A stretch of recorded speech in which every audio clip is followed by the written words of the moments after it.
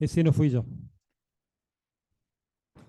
Entonces estamos en progreso, precisamente estamos avanzando y concretamente, bueno, me presento Alberto Baulín, arquitecto de una camada pretérita y junto con en esta cátedra y con algunos amigos de la facultad, del taller Mediterráneo, por ejemplo, etcétera, etcétera, somos como un grupo de arquitectos docentes o docentes arquitectos en los cuales siempre nos ha parecido de que tener dos apoyos, o sea, estar parados tanto en la disciplina como en la teoría, es el lugar que nos corresponde. No porque sea el lugar certero para todos, no somos tan asertivos, sino que simplemente es la manera que nosotros pensamos y hacemos arquitectura.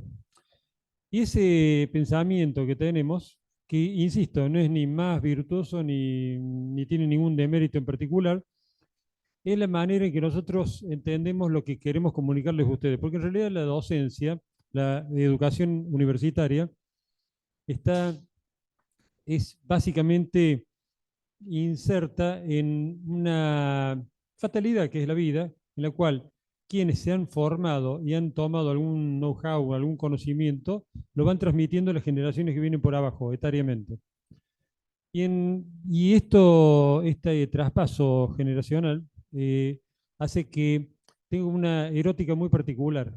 A los que nos gusta mostrar lo que hemos hecho o lo que hemos pensado, que es una manera de hacer cosas, no solamente físicas, sino también este, abstractas, hace que de la manera en que nosotros le transmitimos, que pueda servirles a ustedes, que los forme a ustedes y que, digamos, generen una estructura de pensamiento que tiene que ser, digamos, que tiene que ayudarles o tiene que formarles estructuralmente el conocimiento que los va con mayor o menor fortuna permitir llevar adelante la profesión o la disciplina o el trabajo o con el sinónimo que ustedes quieren. ¿Esto a qué venía? Tanta perorata inicial. Estoy calentando la garganta. En esencia, hay dos o tres variables que me gustaba adelantarles a la pequeña o larga, depende de cómo yo vea clase o charla que quiero tener con ustedes. Una es que la universidad, por definición, debería ser el lugar, la asamblea donde se pone en crisis y se transmite al mismo tiempo un conocimiento universal. Vale decir, que los conocimientos que nosotros impartimos o que nosotros desarrollamos, investigamos y difundimos dentro de esta gran casa comunitaria, en realidad tiene como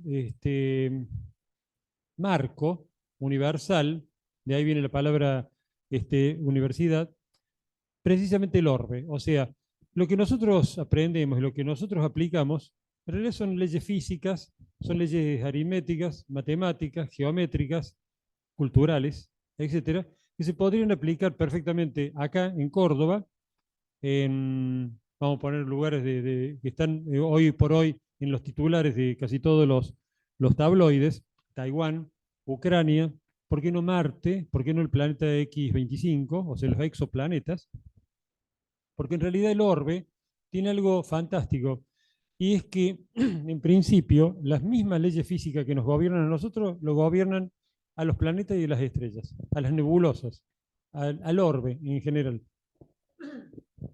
Y esto es importante que uno lo vaya poniendo en contraste, blanco sobre negro, porque a veces uno tiene como una cierta inercia de pensar que la arquitectura o que lo que uno nombra o digamos define tiene un cariz local o regional.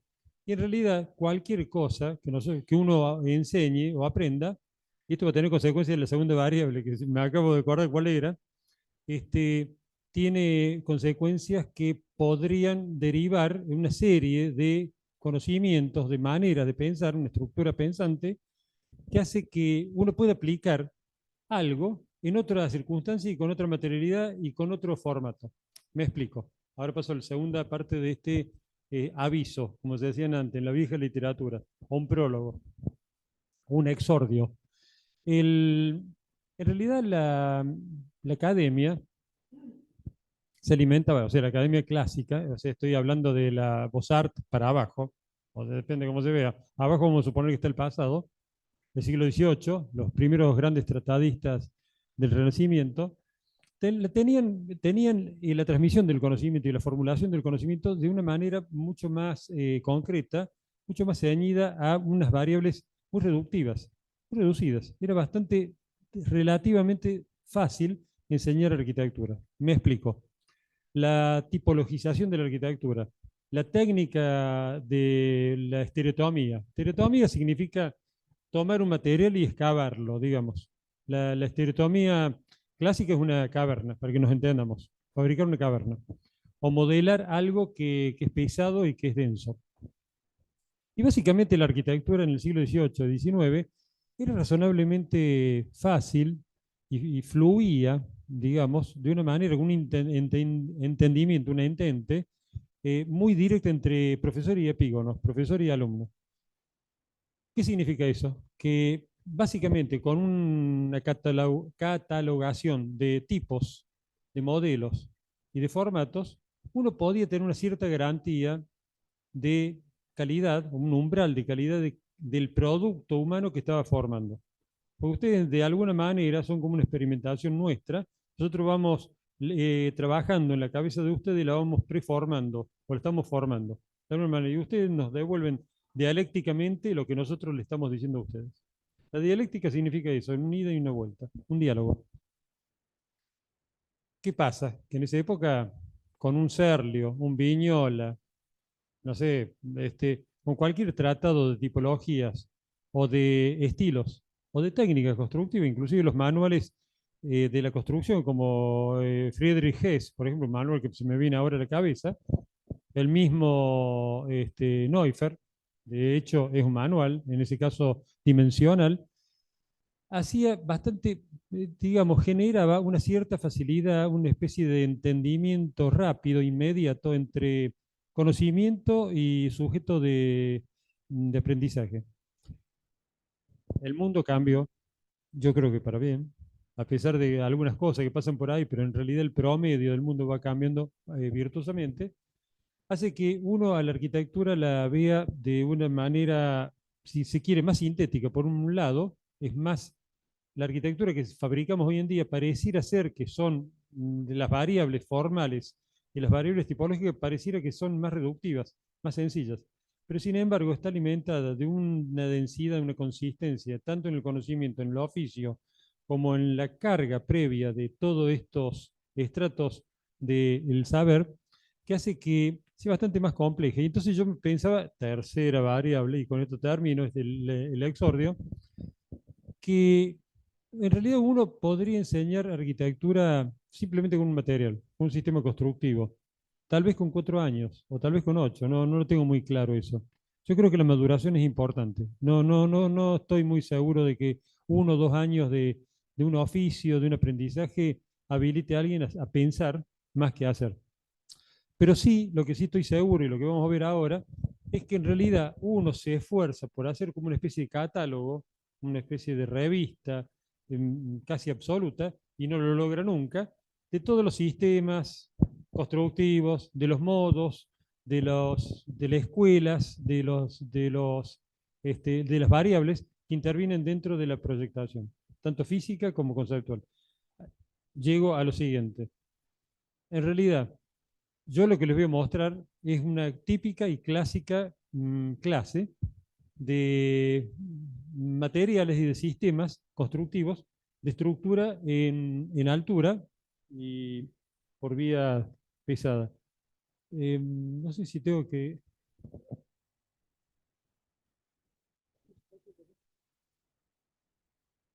Bueno, redondeo esto. Y en realidad voy a pasar una sucesión, una especie de serie de procesos y de sistemas constructivos. Y mientras yo lo cerraba esta mañana, porque siempre uno le quiere agregar un slide más, un slide menos, es lo de siempre, y yo pensaba, pucha, pero si le hubiera contado solamente cómo se construye con hormigón y ladrillo, capaz que en realidad lo que uno pone en la cabeza del otro no es el conocimiento pleno de cómo se construye con hormigón y con ladrillo, sino que es un concepto de cómo se realizan cosas, que en algunos casos son arquitectura, gracias negro, y en otros casos son Bueno, son proyectos y ese tipo de cosas. Esta ciudad, que es nuestra ciudad, esto es Córdoba, que está tomada, bueno, de este ya ahora egregio edificio, la Mantarraya, el faro del Bicentenario, etcétera, etcétera. Bueno, esta es la zona más conspicua, o si se quiere, más densamente poblada de Córdoba. Y a mí me gustaba la foto por dos motivos. Primero, porque en realidad uno tiene una obligación casi ética con el mundo físico de considerarse un turista perpetuo. O sea, uno a medida que va recorriendo su vida, tanto en el barrio, en la calle, como en otra ciudad, uno tendría que ver siempre, revisitar los lugares que está circulando. O sea, vamos a hacer una ficción, esta ciudad no la conocemos, no sabemos si está acá en Sudáfrica, en Marte, en Taiwán, o sea, Taipei, o en Kiev, o sea, Ucrania. Pero eso sí, es una ciudad que yo leo rápidamente que hay un tipo de arquitectura que ha sido destruida, o sea, acá ha habido un lote y que se ha ido en altura y que había edificios más bajos, que seguramente son más antiguos, como son estos, este que está acá, esta casi, especie de petit hotel que está acá, es muy lindo, este es el final de la Irigoyen, bueno, porque lo conozco. Como turista tendría la obligación de decir que no sé dónde está.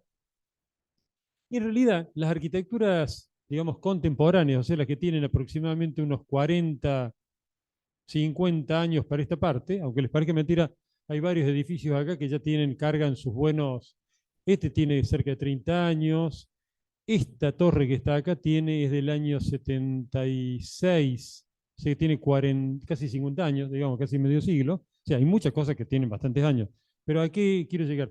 Que ustedes ven un panorama de cosas que se han ido pilando, que tienen una materialidad que ustedes la pueden intuir, que seguramente es pesada, que ha habido intervención de la mano fatigosa de las personas, de los operarios, llámese albañiles, alarife, constructores, carpinteros, etcétera, etcétera. Y hay otra escena que también es interesante dentro de la foto. Fíjense de que hay un frente, un contrafrente, a ver si veo alguno por ahí, pero no calienta, este es un contrafrente posiblemente, pero también hay unos planos ciegos. Y si ustedes vieran porcentualmente los planos ciegos que gobiernan esa imagen, van a ver que fácilmente estamos hablando de un 30, 40, 50%, 57,27. ¿Me explico? O sea, estas cosas son parte de lo que nosotros vamos a construir. Y esto es parte de la lógica, o mejor dicho, del prolegómeno de lo que vamos a tratar, o del tópico que vamos a tratar esta tarde. O sea, hay como dos maneras, básicamente, hay como dos familias, dos grandes familias. Hay como, digamos, entenados que están entre una familia y la otra, no se deciden para dónde ir. Son un poco vecinos de las dos grandes familias, son como dos grupos absolutamente distintos, muy marcados en la imagen. Este es bueno, un edificio, un pequeño edificio, un triplex. Está ¿cómo se llama? En Japón, y este es un edificio que está acá en la ciudad de Córdoba. Bueno, Ashizawa, un arquitecto que tiene relativamente poca obra en Japón, y que uno percibe que lo que se ha construido, evidentemente, se ha preconfigurado en un taller.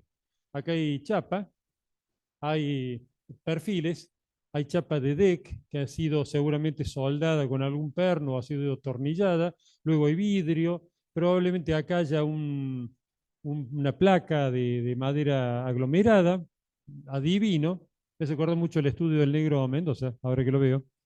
Es MDF, ¿no? Ya ni me acuerdo. Sí.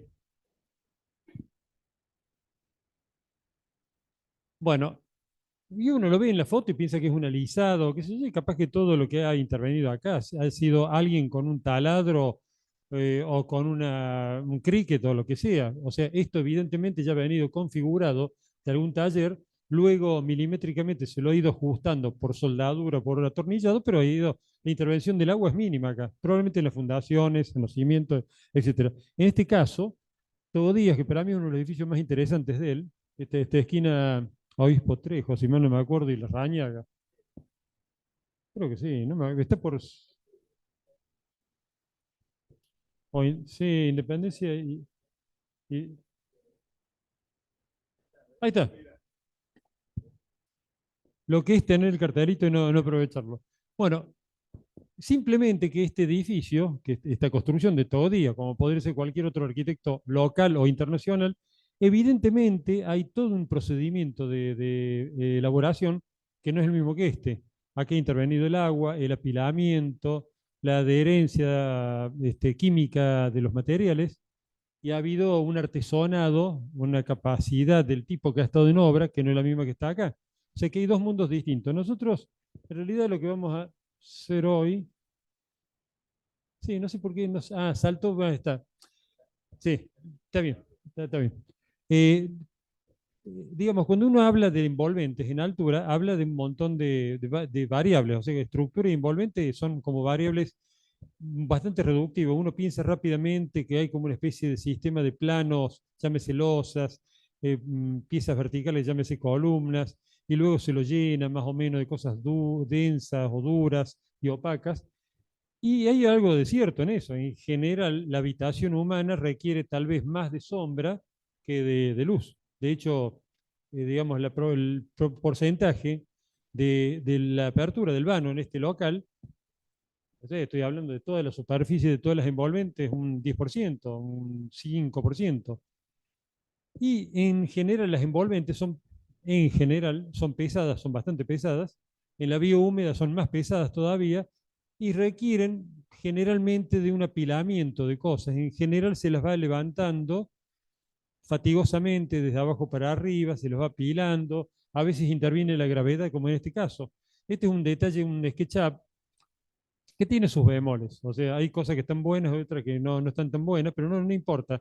O sea, por ejemplo, esto obviamente ustedes se darán cuenta que no es un edificio, o no debería ser un edificio muy importante, porque en el tabicamiento, este es un tabique, un muro portante en este caso, de bloques cementicios, ya está previsto el bloque U o peine, o como lo quieren llamar, y acá está inserta lo que uno diría viga de encadenado, que en realidad es un enmarcado horizontal, y que se vincula de alguna manera con, en este caso, con una losa alveolar. O sea, tiene los alveolos ahí adentro, tiene los alambres retorcidos y torsiones, digamos, tensados, entonces están pretensados todo esto, y luego se sueltan los gatos que lo tiran, una vez que ya ha endurecido el hormigón, y esta pieza premoldeada va y se la va apilando acá y luego se vincula con el hormigón de acá de alguna manera. Luego se agregan una serie de cosas, como por ejemplo un hormigón dependiente, una carpeta, no sé qué es lo que es esto, tampoco importa. Acá es una cubierta, una membrana elastomérica, podría ser cualquier cosa, una membrana cementicia, asfáltica. Luego viene una placa de poliestireno expandido de alta densidad, o llámese telgopor o como lo quieren llamar, que es un aislante térmico. Luego unos disquitos separadores, distanciadores, y acá están las losetas que tienen, bueno, en este caso particularmente, son losetas premoldeadas armadas, o sea, tienen armadura interior porque esto al ser pisado genera un pequeño momento flector que puede llegar a romperlo. Pero fíjese todo el fárrago de cosas, como acá, este es el detalle tal vez que más me interesa del detalle, que es este corte del revoque exterior del parapeto, donde la membrana queda oculta o queda protegida de la inclemencia o directamente de la acción de los UV del sol. En otros casos, las estructuras, en este caso en vía seca, la estructura física queda oculta y protegida, no por terminación, sino seguramente por una resistencia al fuego, como son placas específicas con fibras de vidrio, en lugar de ser papel de celulosa, digamos una especie de Durlock, para que nos entendamos, esto es un Durlock, es una pieza de yeso y celulosa, pero en este caso están reforzados con fibra de vidrio para resistir más, todavía o más tiempo, digamos, el embate del calor de un incendio. Básicamente, en este caso, la estructura de un pórtico de acero, como estamos viendo acá, ya les voy a dar la referencia, me acabo de acordar que en la otra clase no la di. Bueno, está cubierta, pero no por una estetización de lo que sería el pilar o la columna, sino porque en realidad lo que se pretende es retardar la llegada del calor a la deformabilidad lógica de un acero en presencia del calor. El acero a partir de los 800 grados empieza a volverse muy elástico, a partir de los 1000 grados se deforma peligrosamente. En los 1200 grados no existe más, es líquido. Y entonces acá se ven todas las montantes o los pies derechos del framing, la tornillería, y acá se ve la solera en vista, Y bueno, se cubre todo eso, en sí mismo la estructura tiene a veces una exoestructura, casi como un coleóptero, que cubre a la estructura, la protege por distintos motivos. Eh, Particularmente este detalle, sí, ahí está. Este detalle estaría bueno que lo anoten porque yo en realidad si quieren. eh, yo no lo agrego en la bibliografía cuando termine la clase, sino que me olvidé de citarlo. Se llama Banco de Detalles Constructivos Francisco Alcalde. Debe estar hackeado, o qué sé yo, debe estar en las redes, en lo online, hoy en día. Bar. Sí, pagó, Germán ha pagado, por supuesto, el, está abonado a la editorial, pero de todos modos es un manual, una cosa rarísima, un manual dificilísimo de encontrar y nosotros como colectivo docente, no sé qué hicimos, pero lo conseguimos. Y es puro y duro, ¿eh? Es casi, digamos, no quiero decir la mala palabra, es un manual específico de detalles constructivos. No esperen ni pensamiento, ni reflexión, ni texto. En realidad te muestran las cosas descarnadamente. Pilar aislado o protegido por un framing de placas de cartón, yeso cartón o roca de yeso, etcétera, etcétera. Cuando pensamos en envolvente, también tenemos que pensar en protecciones de las que no son envolventes. Yo doy un ejemplo, acá sí me parezco más al que yo quería definirme hace un rato. O sea, tal vez con un solo ejemplo, no estar citando tantos ejemplos distintos, uno entiende rápidamente de que en el lugar donde va a haber una transmisión visual y física, como es el asoleamiento, la luz, etcétera, etcétera, los ruidos, bla, bla, bla, requiere de una adecuación en distintos momentos del día y del año. Bueno, digamos, en el caso donde la masa es reinante y los vanos se concentran, vamos a ver al final de la charla un ejemplo y una pequeña reflexión sobre la arquitectura en altura, que para mí es muy, muy emotiva por cuestiones personales.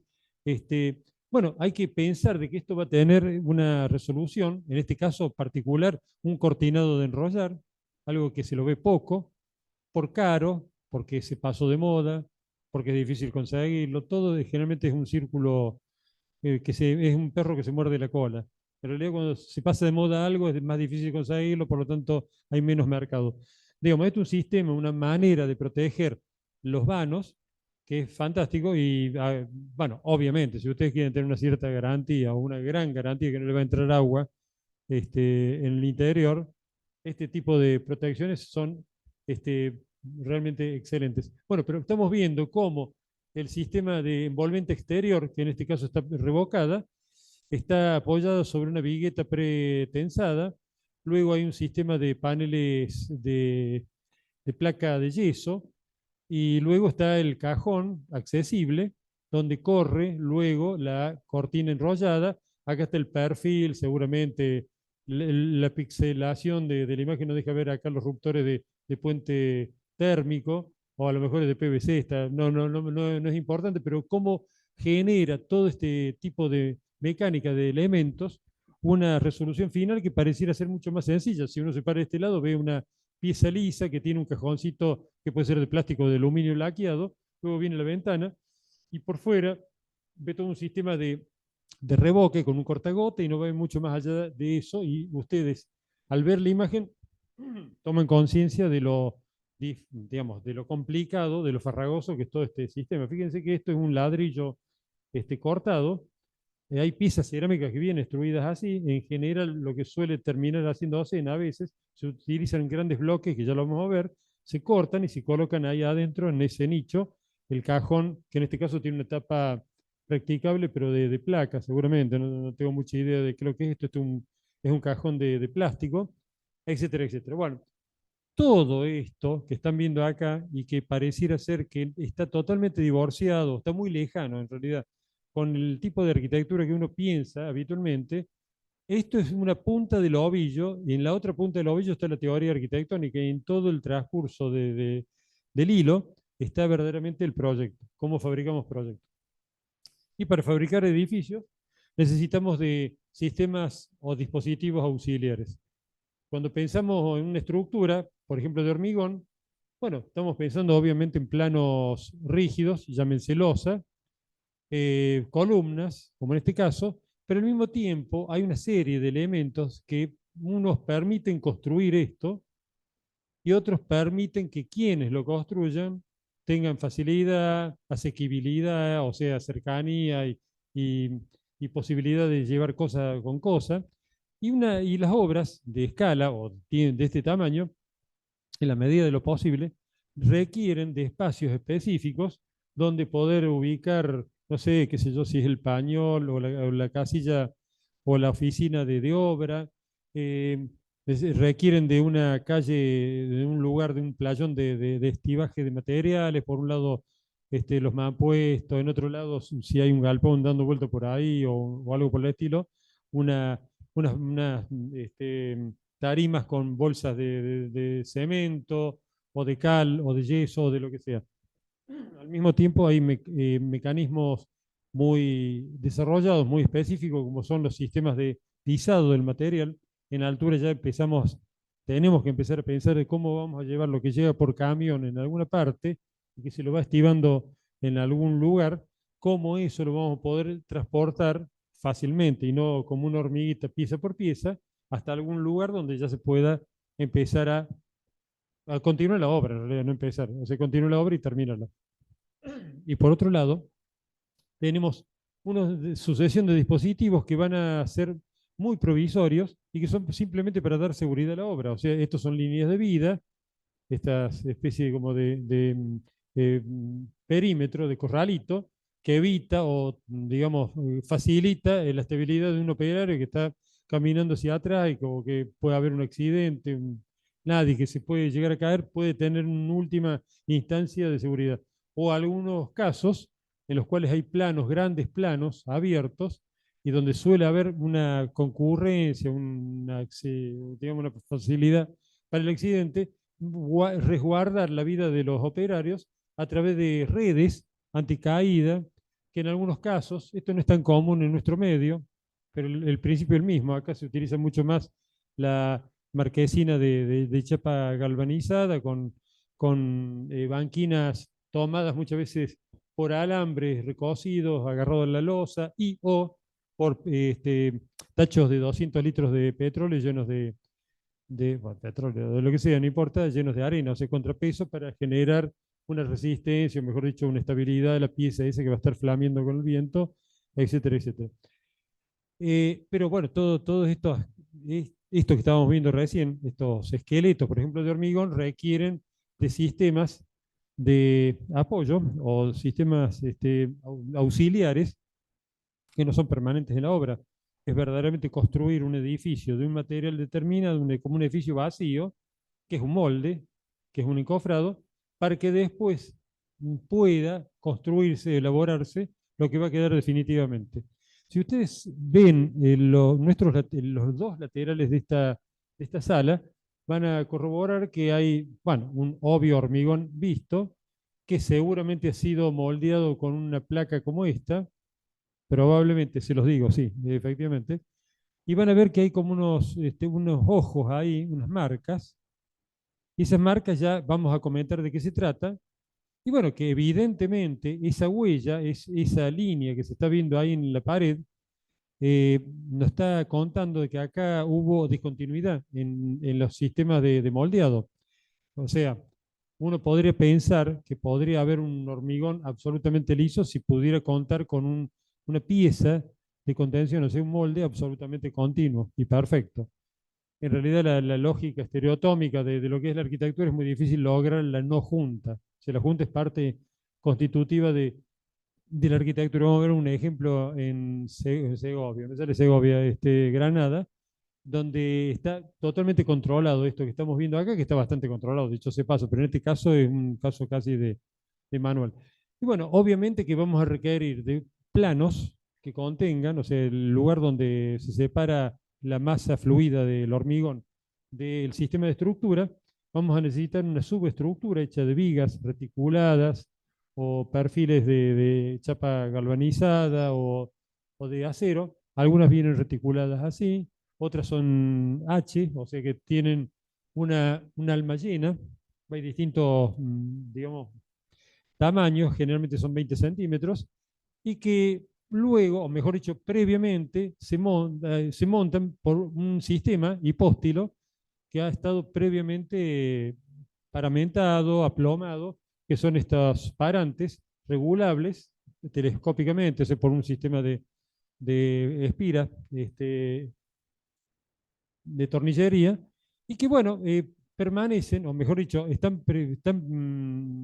anteceden al momento del llenado, de la elaboración del hormigón, se los paramenta y luego se los debe retirar.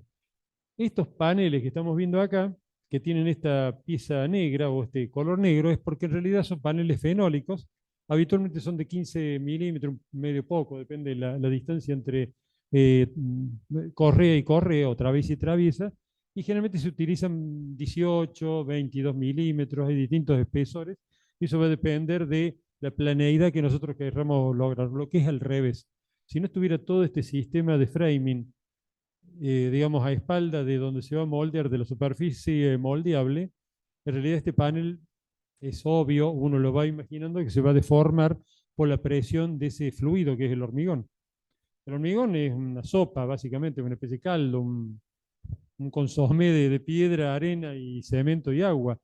Y hasta que no empieza a endurecer a las 5 o 6 horas, prácticamente es una cosa molle, no tiene formato, es un líquido, un fluido, y recién a las 6, 7, 8, 9 horas, depende del momento que el día que se haya construido, o digámoslo, al otro día ya tiene una suficiente dureza como para uno arriesgarse a retirar esto.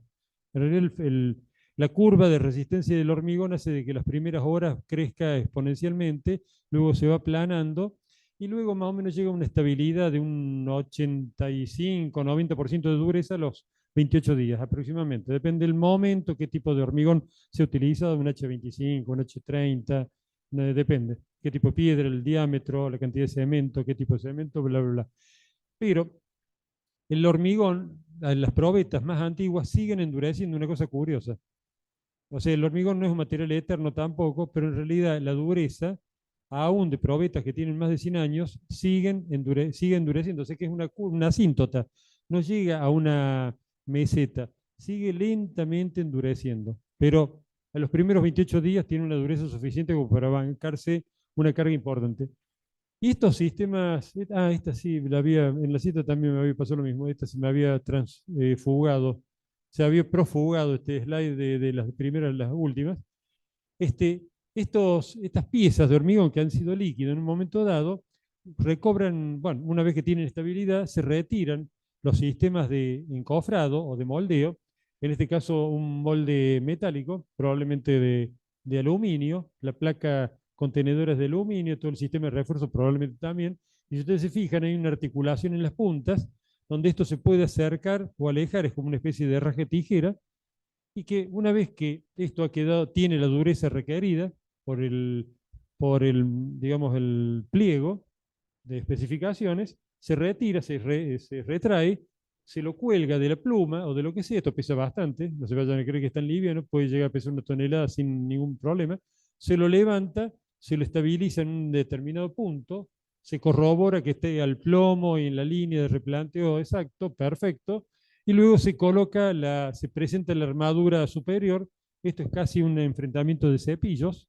o sea, meter un cepillo con la cerda del otro cepillo, y básicamente la armadura de arriba se superpone con este y se empieza a atar con o con la malla electrosoldada, con los estribos, etc.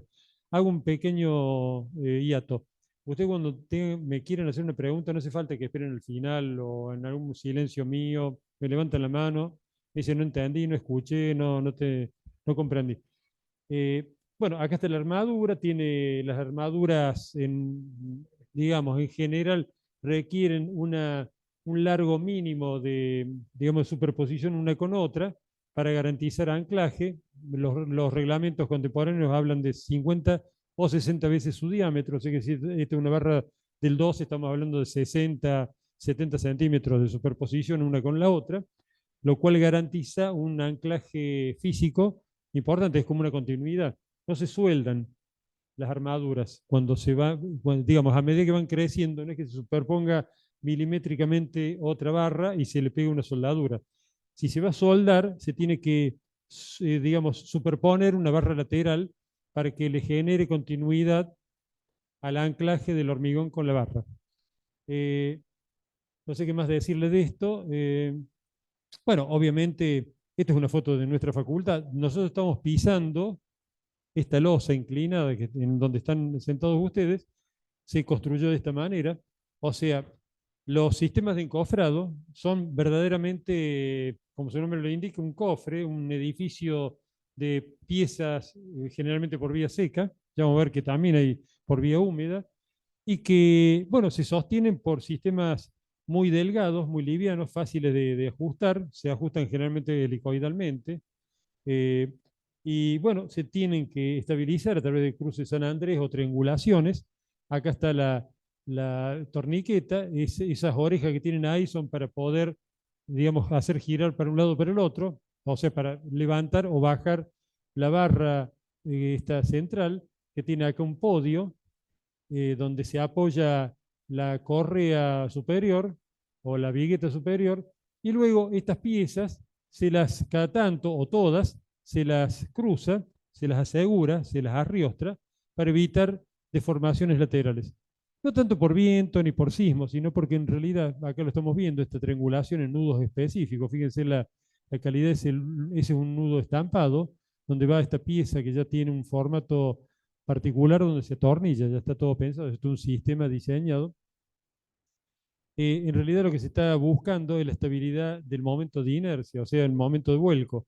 Al generar esta vinculación triangulada, digamos, esto trabaja como una pantalla llena, o sea que tiene mucho más rigidez y evita la deformación lateral por pandeo. El pandeo, ustedes saben de que es una deformación, digamos, puede ser horizontal o vertical. Uno generalmente lo piensa en forma vertical, pero puede ser horizontal, y en realidad es porque, digamos, cuando hay un exceso de cargas axiales. Es muy interesante lo del pandeo, porque en realidad si los materiales fueran perfectos, estuvieran simétricamente ubicados en el espacio, girasen los átomos, o mejor dicho, los electrones en el mismo lugar y a la misma velocidad, tendríamos una pieza homogéneamente perfecta. Y por lo tanto, por definición, no debería haber pandeo. Fabuloso, ¿no? ¿No los emociona? Es fabuloso. ¿Por qué se pandean los materiales si están perfectamente aplomados? Y porque no son perfectos. O sea, hay un poquito más de espesor de un lado que del otro. Un átomo díscolo no va con el resto, con el coro de los otros átomos, y por lo tanto hay una cierta debilidad o menor resistencia de un lado que el otro, y finalmente la aguja o la varilla, cuando la apretamos, se dobla. Ese es el pandeo. No es una flexión, que es otra cosa. La flexión es una carga normal. La flexión sería una carga en este sentido. El pandeo es una carga en ese sentido.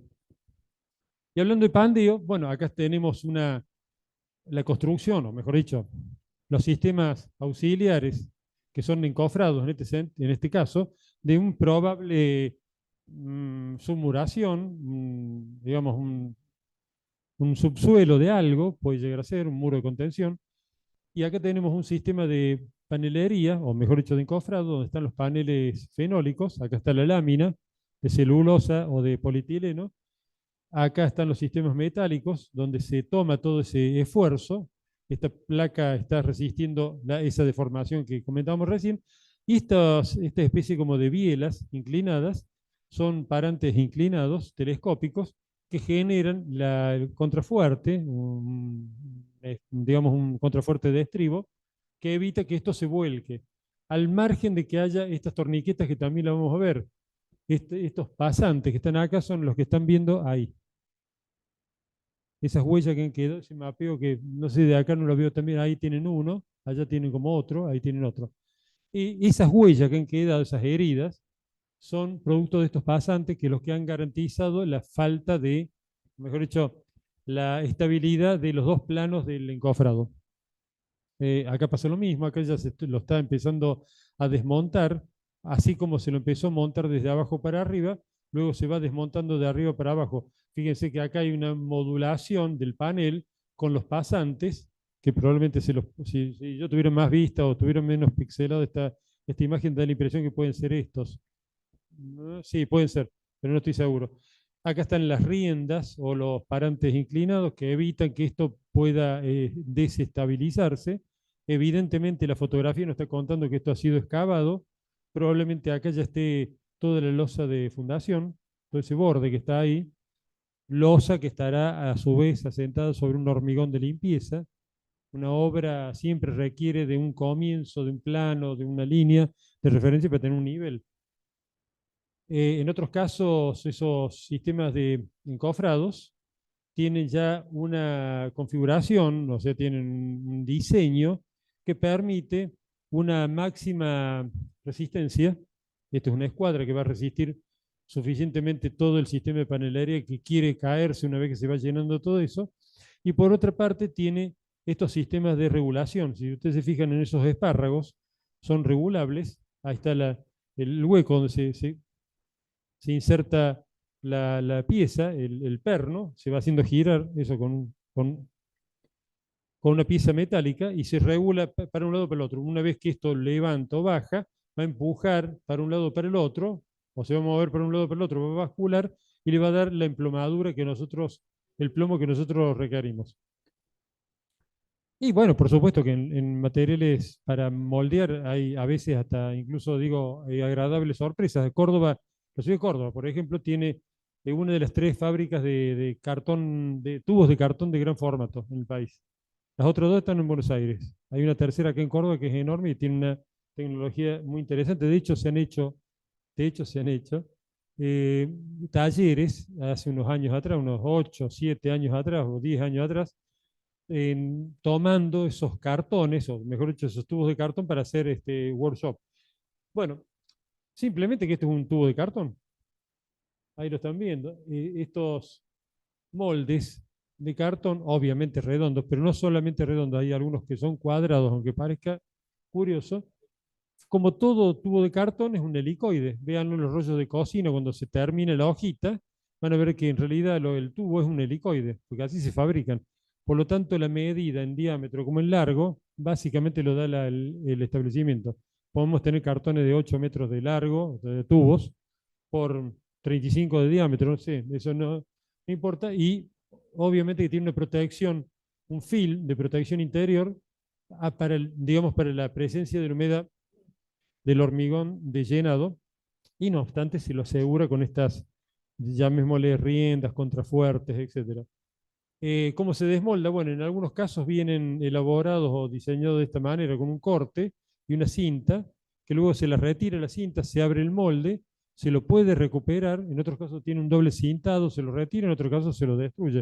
En este caso de la cinta es helicoidal, va con la junta del cartón. Uno va quitando la cinta y va rompiendo el cartón, y van a ver más de una, en más de una ocasión, inclusive en nuestro medio me parece haber visto alguna columna que se nota todavía se nota la huella del molde.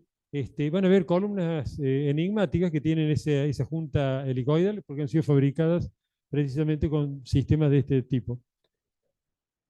Bueno, este no, no, este sí, este se destruye.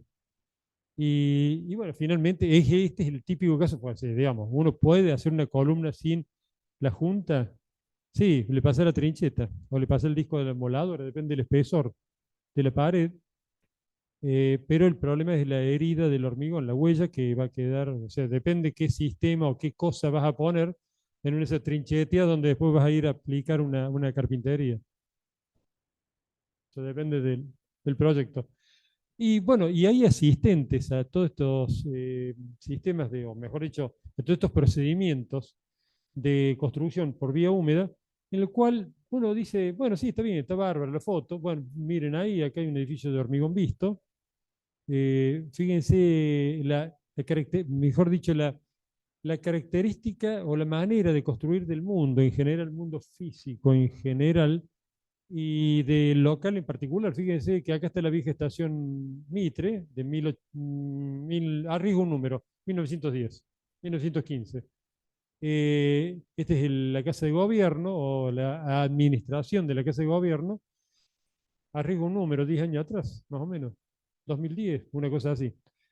Bueno, este es el Río Primero, Acá hay un muro de contención de hormigón, dicho sea de paso. Ahí atrás de este muro de contención, adivino, pero estoy adivinando, unos muertos, o sea, un sistema de tensores que tienen un micropilotín o tienen directamente una bola de hormigón donde se está agarrando y o tiene un apeo interior, una L interior que hace que el peso del terreno o un sistema de pozos o de pilotines enterrados que hacen de que esto se estabilice. Bueno, esto es un sistema constructivo, uno cuando pasa por ahí muchas veces está tentado a no verlo. Últimamente hay gestiones municipales que están tentadas a que nosotros no veamos el hormigón, sino que veamos pinturas. Y, y acá tenemos una pieza o un momento de la obra que está esperando ser concluida. O sea, acá estamos viendo una viga principal. Esta es una losa obviamente nervurada en un solo sentido. Esta es una viga, cinta, o sea, una viga chata, digamos una viga, no sé, adivino, 70, 80 de ancho por 30 de alto, pongámosle, más o menos. Acá están los nervios. Estos nervios, fíjense de que están, no sé si llegan a ver más o menos la foto, no es muy buena, pero no importa. Hay como una mayor altura con respecto un poquito más de altura con respecto al molón de telgopor o de polistireno, que va a quedar perdido, seguramente. No necesariamente quedan perdidos, a veces se recuperan. En ese caso se envuelven con film de polietileno o vienen de determinadas maneras, pero en general se los puede llegar a rescatar porque son piezas caras, ¿eh? Esto es dinero, pero de todos modos, al margen de eso, de la armadura principal, estas son las perchas, seguramente son refuerzos porque puede haber momentos negativos en alguna parte, pareciera ser, bueno, esto es una superposición de armadura, pero acá está la viga de borde, esto debe ser el coronamiento de algo, o es un balcón, o un antepecho, o algo por el estilo, eso se llena, pero fíjense estos pupitos que están acá. O sea, sí hay elementos de asistencia a la obra, o mejor dicho, el moldeado, que son estos elementos que nos garantizan una separación entre plano de tracción, donde está el acero, está la tracción latente, latencia. Fíjense, esta es la cara interior de un panel fenólico con el film, panel film se les dice, o placa film. Acá está la armadura principal, adivino un redondo del 16, ahí no sé qué será. Y esta pieza, este disquito que está ahí, que viene de distintos tamaños, hasta hace no mucho, no me acuerdo, por ahí que de tan común, de tan habitual, de tanto hábito, con ese muestrario, que en este caso era de Armida, había un muestrario, creo que en la parte antigua, vieja del edificio, donde hay un catálogo de estas piecitas. Hay de distintos diámetros, tanto externos, para alejar más o menos la armadura de la superficie exterior, porque esto va a ser finalmente la superficie exterior, y un diámetro interior de ciertos rangos, obviamente, de cada 3 milímetros, 2 milímetros. En este caso es para hormigón visto. Ustedes van a ver ahí como unas pestañitas que hacen que nos garantizan, depende de la cancha de quien lo arme, que solamente haya un solo punto en donde toca el panel. Por lo tanto, prácticamente solo un ojo muy avisado podría llegar a ver un puntito cada tanto donde el hormigón no pudo llenarlo. Luego acá hay un entablón, mejor dicho, un encofrado, acá hay un tipo de separador. Fíjense, el típico nudo, yo siempre los veo con admiración a los armadores, cómo lo doblan con la tenaza, cómo hacen ese nudo y cómo se ata el estribo a la percha o a la armadura principal. Fíjense que hay distintos diámetros ahí del moleteado. Y bueno, obviamente que el hormigón, al ser una pieza, una piedra reconstituida, o sea, una piedra artificial, esto que nos está rodeando, o sea, fue piedra alguna vez, se la molió, se la cocinó, se la mezcló y volvió a ser piedra. Este, pero al ser piedra ya no es lo mismo, o sea, ya hay que pensar o prever distintos momentos específicos, importantes, donde nosotros vamos a llevar, por ejemplo, la instalación. No sé, estoy viendo acá distintas, fíjense esta toma que está acá. O sea, cómo llega la fuerza, o sea, la corriente fuerte ahí, no sé si será 220, supongo que sí. Por allá hay una cajita de no sé qué cosa. Acá tenemos tubos o caños, cañerías del aire, perdón, del agua caliente, que me parece que estos van por el piso, pero podrían ir perfectamente por acá, por el panel. Y en realidad hay que prever todo ese fárrago de redes que van a llevar energía, señales, agua, gas, aire comprimido, cloaca, etc. Acá estamos viendo un cajón de pase. Esto cuando se llene de hormigón va a dejar un cuadrado, un agujero cuadrado, que muy probablemente esté aplomado con otro que está en la losa, en el entrepiso inferior, etcétera, etcétera. Y por lo tanto, una vez que esto esté lleno, fíjense de que el cajón es más alto de donde obviamente va a llegar el hormigón para que no se vierta. Ese cajón que está apoyado, está aplicado sobre este entablonado, este encofrado. Acá está la armadura y hay una sobrearmadura que refuerza la debilidad que le produce ese agujero en el plano rígido. Eh, o sea, el hormigón armado tiene como tiene dos materiales, básicamente, el hormigón y la armadura. Uno está preparado para, mejor dicho, tiene muy buena resistencia, relación costo-beneficio, estamos hablando, a la compresión, y el otro tiene muy buena resistencia, tanto a la compresión como a la tracción. Estamos hablando del hormigón en un caso, en el primer caso, en el segundo de las barras de acero. Y hay una cosa, un fenómeno muy interesante de la deformación, o sea, mejor dicho, de los desplazamientos laminares del interior de una pieza estructural. Primero les cuento rápidamente esto. El hormigón, o sea, como una masa, requiere de una distancia, mientras más distancia tenga entre los dos planos, tanto de abajo para arriba como de un costado hacia el otro, depende de qué estemos hablando, de un tabique vertical o de una losa, por ejemplo, mientras más altura tenga, más par interno tiene. Para que lo entendamos, mientras el pedal de la bicicleta sea más largo, menos fuerza vamos a tener que hacer.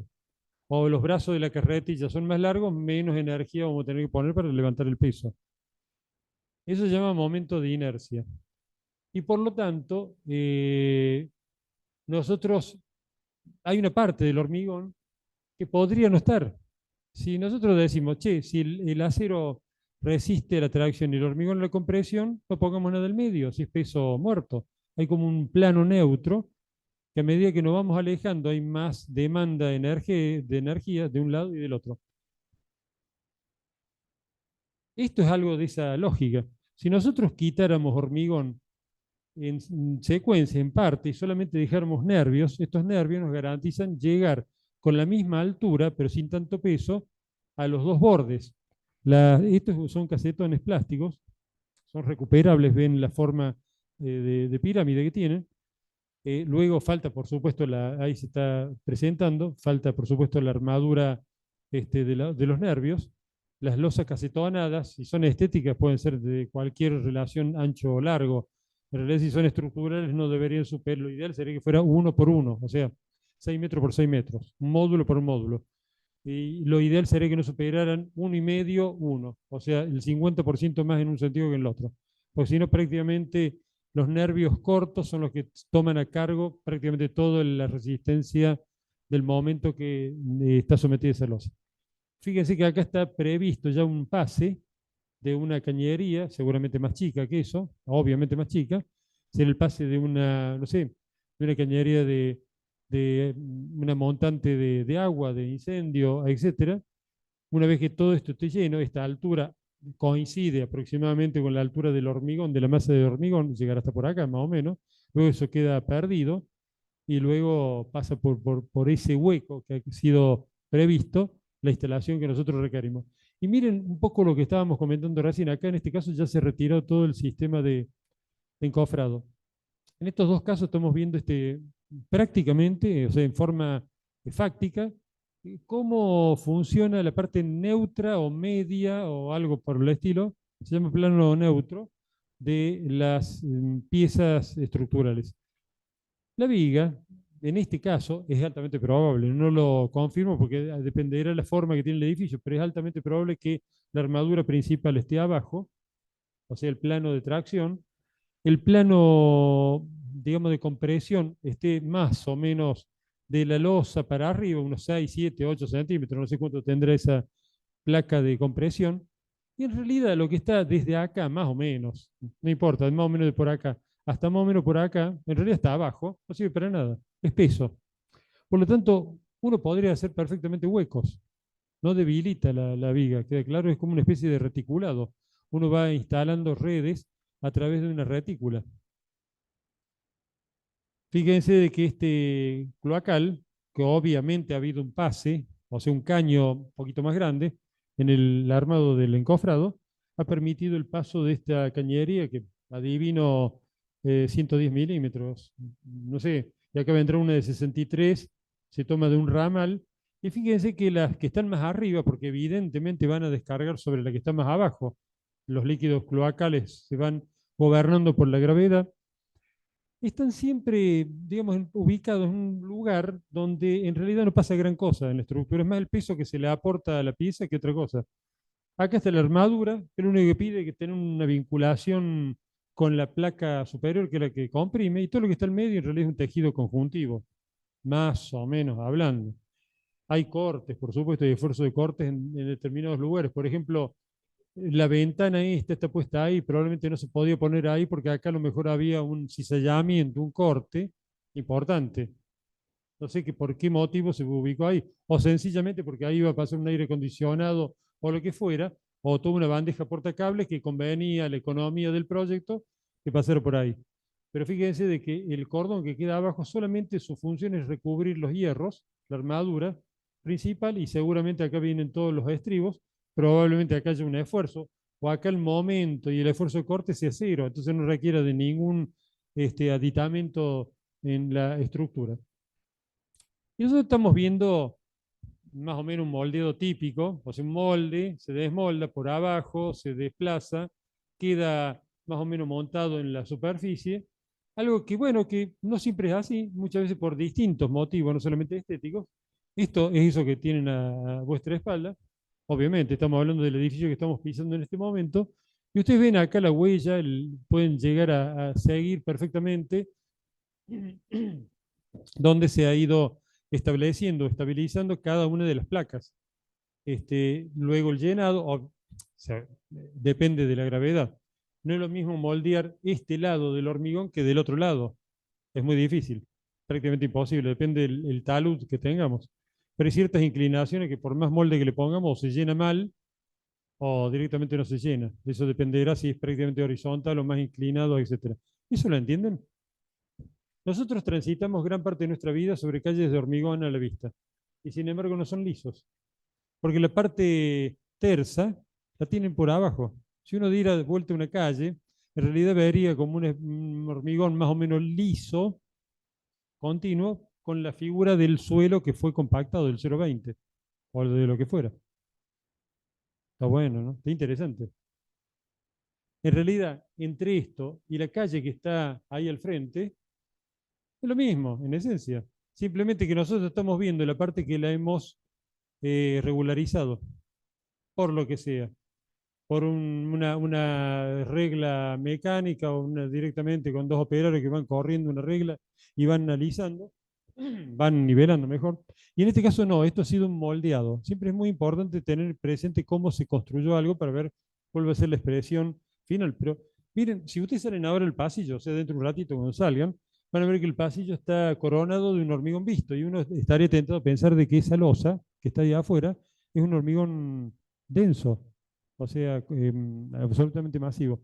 Pero sin embargo, para alivianarlo, se le colocó al medio unos paneles, perdón, unas muelas de telgopor o de poliestireno. Y entonces ahí viene la pregunta, ¿cómo hicieron para llenar esta parte cuando largaban el hormigón por gravedad? Acá estaba el encofrado. Obviamente que acá hay una armadura más o menos importante, una malla por acá, dos o tres, eran dos en realidad, dos varillas del 10.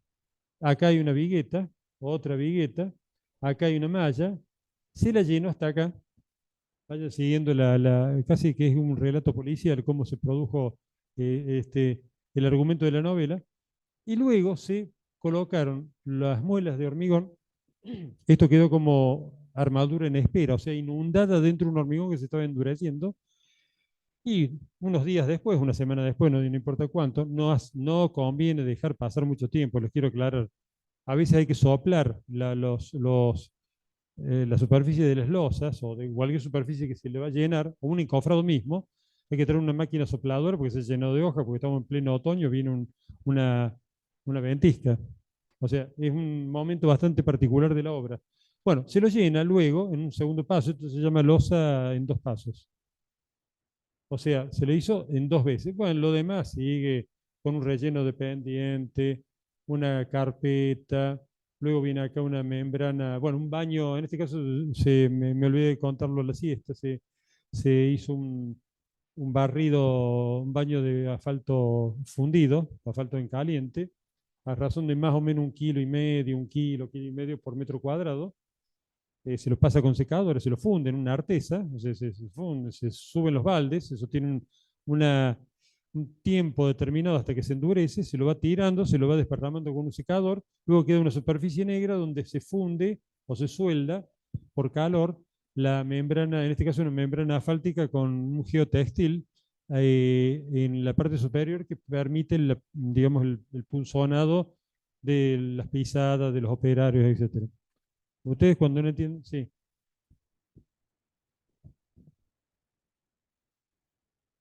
No, vos sabés que no digo un mito.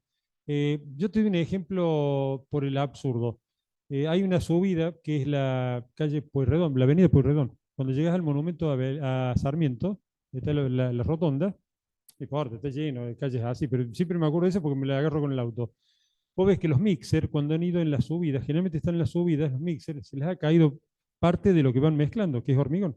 Se ha caído sobre un hormigón de 30 años de antigüedad, sucio, con grasa, y sin embargo vos vas y le pegas un puntapié y te sacas el dedo. O sea, está absolutamente adherido. En realidad, si esto está limpio, aunque esté limpio, y eventualmente se pasó mucho tiempo, si esto se hidrolava o eventualmente se lo lava con una dilución muy leve de ácido muriático, y luego se hidrolava, ¿no? Porque no quede nada de muriático, se adhiere absolutamente.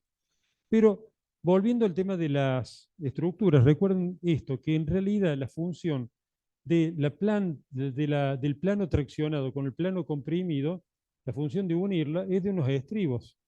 Unos estribos muy sencillos que no requieren de una unión tan íntima, o sea, una unión continua, como si hubiera sido llenado de una sola vez. Pero de todos modos vamos a ver un caso por ese lado. Luego de la membrana asfáltica, se apoyó una membrana alveolar de polietileno con un film de aluminio, que es el aislante térmico. Luego se le agregó una protección, una media sombra y luego un canto de granza. No lo estoy alentando a que hagan eso porque es peligroso. En realidad, uno, si pudiera, va al baño de este piso, va a ver que está la puerta trampa, una escalerita. Si uno pudiera subir, no lo estoy alentando a que hagan eso, pero abriría esa tapa y vería lo que es precisamente esa cubierta. O sea, es lo que en este momento está más o menos de este lado para allá. Bueno, bueno, el solcito nos está contando que el tiempo pasa. Y bueno, las losas alveolares no son siempre moldeadas, o sea, in situ, elaboradas en el sitio. A veces ya vienen elaboradas desde un establecimiento. Tenemos grandes establecimientos en nuestro medio. Acá en Córdoba, prefabricadoras de escala, dos o tres, rápidamente. Astori, Pretensa, no sé, Calará, qué sé yo. Por blog tenés Celotti o Celotti, como, tenés varios. Bueno, esto es una tradición particularmente cordobesa, pero bastante argentina, pero particularmente cordobesa, de tener establecimientos que pueden fabricar a escala cosas como los puentes, el puente José Manuel de la Sota, ese puente de arco premoldeado que está a metros del dique San Roque, está hecho precisamente con premoldeados de una de las firmas de acá de Córdoba. Y fíjense que curioso este detalle, o sea, la foto pareciera ser que es defectuosa la toma, pero en realidad esa curva que están viendo ahí es un flechado que ya está previsto. Obviamente que esta pieza se fabricó con un molde industrial, un molde que se bate como un libro. La parte superior del molde, la parte inferior puede ser esta, puede ser aquella, no sé cuál será en este caso. Habitualmente se deja la parte del hormigón visto en la cara inferior y la parte rugosa, o sea, la que se ha enrasado, en la cara superior. O puede ser lateral también, eso depende de la técnica de construcción. Si ustedes ven las columnas de la parte antigua, digamos, de este edificio, o sea, el de los premoldeados que está ahí al frente, van a ver que las columnas no todas las caras son moldeadas, hay unas que son más rugosas. O sea, digo, traten de tomar una especie, o sea, armar en su cabeza una casuística cercana. O sea, moldeado, premoldeado, ¿dónde lo voy a ver? Acá, a 20 metros, 15 metros. Esta losa es una losa alveolar, porque ¿cuál es el sentido? Lograr un máximo momento, digamos, un razonable, oportuno momento de inercia, un plano de tracción, unos alambres de alta resistencia que han sido traccionados mientras se endurece el hormigón y luego se los corta, o sea, quedan unos fideos, hay unos espaguetis que luego se los corta y, y al medio se le han colocado unas vilas, unos moldes que después se desplazan y se recuperan. Y nada, esto fue construido por vía húmeda en un establecimiento, a pesar de que uno semánticamente tendría que decir que esto en realidad es una mixtura, porque se va a colocar en un lugar por vía seca, pero lo va a unir finalmente por vía húmeda, un mixto. Acá tenés ese vecinito entre las dos familias que no sabes a cuál de las dos familias pertenece, que es el edificio del frente, este que está acá al frente. Es un típico edificio que no se sabe bien si es vía húmeda o vía seca. Fíjense de que la forma, o sea, ahí ven una armadura en espera, o sea, está metida dentro del espesor de la viga premoldeada, que por caso podría llegar a ser esta, no importa si la misma. Acá hay una armadura en espera, luego se coloca el canasto correspondiente, las perchas, etcétera. Se ubica una malla electrosoldada y luego se galvaniza todo con hormigón. Ese hormigón, esta cosa que está acá, no es una placa no es una losa de compresión, como van a escuchar muchas veces, sino que en realidad es un hormigón, digamos, un plano de rigidización del conjunto. O sea, esto es una sucesión de individuos, este es un individuo, otro y otro y otro, que se van a galvanizar íntimamente, se van a, digamos, configurar como un solo plano homogéneo para las deformaciones, para las vibraciones, a través de uso como este. Si van al edificio del frente, en realidad, si uno rascara los pisos, va a ver de que los premoldeados que ven desde abajo, que son esas doble T, esos Y, en realidad por arriba, creo que en el corte de la losa, por ahí creo que donde llega la escalera hasta se puede llegar a ver la carpeta armada que la corona. Fíjense que el dibujo creo que tiene bastante nobleza, porque me parece que esta es la sombra, ¿no? Que arroja la armadura, no sé qué es lo que es esa cosa negra. ¿Ves? Ah, ahí está, ahí está. Bueno, y esta es la armadura de reparto. Perfecto. Bueno, acá tenemos un caso de una losa nervurada. Hemos quitado hormigón donde no nos hace falta. ¿Se lo podría haber quitado ahí? Respuesta, sí. ¿Hay losas premoldeadas que son solamente una capa de compresión y una retícula inferior? Sí. ¿Se las consigue lejos? No, acá en Córdoba. También se le fabrica, hay un fabricante que hace ese tipo de cosas. Por ejemplo, el CEBE, Centro Experimental de la Vivienda Económica en Villa Siguro, hace ese tipo de cosas. Digo, es muy interesante tener capacidad instalada en el medio para poder acercarse y ver universales, no locales. O sea, uno va a ver eso y no es solamente en Córdoba, es un concepto que gobierna la arquitectura del mundo. Bueno, uno de los primeros edificios que vamos a ver hoy es una escuela en Alicante, en el sur de España, y no me voy a extender en la reflexión que hice esta mañana, este mediodía, simplemente de que toda esta complejidad que estamos viendo acá se entiende en una sumatoria de elementos que han sido ejecutados, por ejemplo, con un sistema de encofrados, o mejor dicho, en este caso, un sistema de soporte, donde se ha colocado o se ha apoyado una losa alveolar, luego se le ha agregado un forjado de cubierta, como dice ahí, se los traduzco del español, esta es una placa de homogeneidad o una placa vinculante. Acá hay una viga de borde que esa notablemente está puesta, o sea, ha sido moldeada. Acá ha habido un cajón en algún momento hasta ahí arriba. Luego acá hay una vigueta pretensada, acá hay un rolo, me parece, y acá hay una sucesión de una envolvente, sí, bien digo, un tabique de ladrillo, un aislante térmico que adivino que es una lana de vidrio. Ese tabique se ha cortado acá, ha aparecido en algún momento una pieza de corte, un disco de corte, luego se ha seguido levantando, se ha seguido elevando, y entre una pieza y la otra, el interior, donde va a ser aplicado probablemente un yeso, una terminación, que no sé cuál es, una placa de estas, hay una separación, una especie de cavity wall, que no solamente es un pleno que ayuda, o mejor dicho, colabora fuertemente con la aislación térmica, o sea, la aislación térmica perfecta no existe. O sea, disminuye, resiste la pérdida de calor en el invierno, la ganancia de calor en el verano, digamos, y a su vez, tal vez a los fines económicos del arquitecto, lo más importante sea que en realidad separa la posible humedad del exterior con la posible humedad indeseada del interior. Y generar estos plenos o estos ruptores de capilaridad son siempre muy importantes dentro de la arquitectura.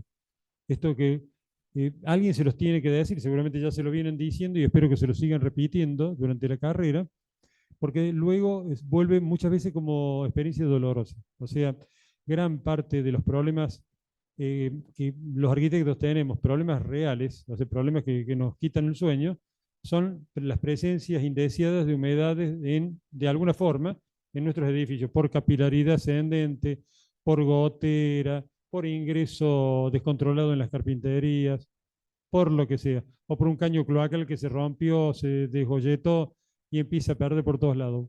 El agua, digamos, como patología, o mejor dicho, los problemas legales que tiene nuestra disciplina, yo podría reductivamente decirles que un 85-90% se debe a la presencia del agua descontrolada, por algún motivo, fácilmente. Y hay un 9% más, con lo cual ya llegamos al 99%, en la cual hay una defectuosa lectura o manifestación del dominio en donde nosotros vamos a ejecutar algo.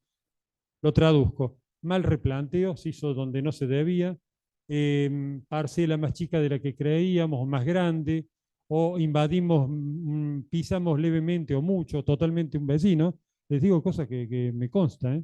No estoy inventando. Eh, y que verdaderamente son parte de una experiencia dolorosa que nosotros tenemos que tratar de alguna manera de controlarla. Y definitivamente esta obra me hace hablar de estas cosas.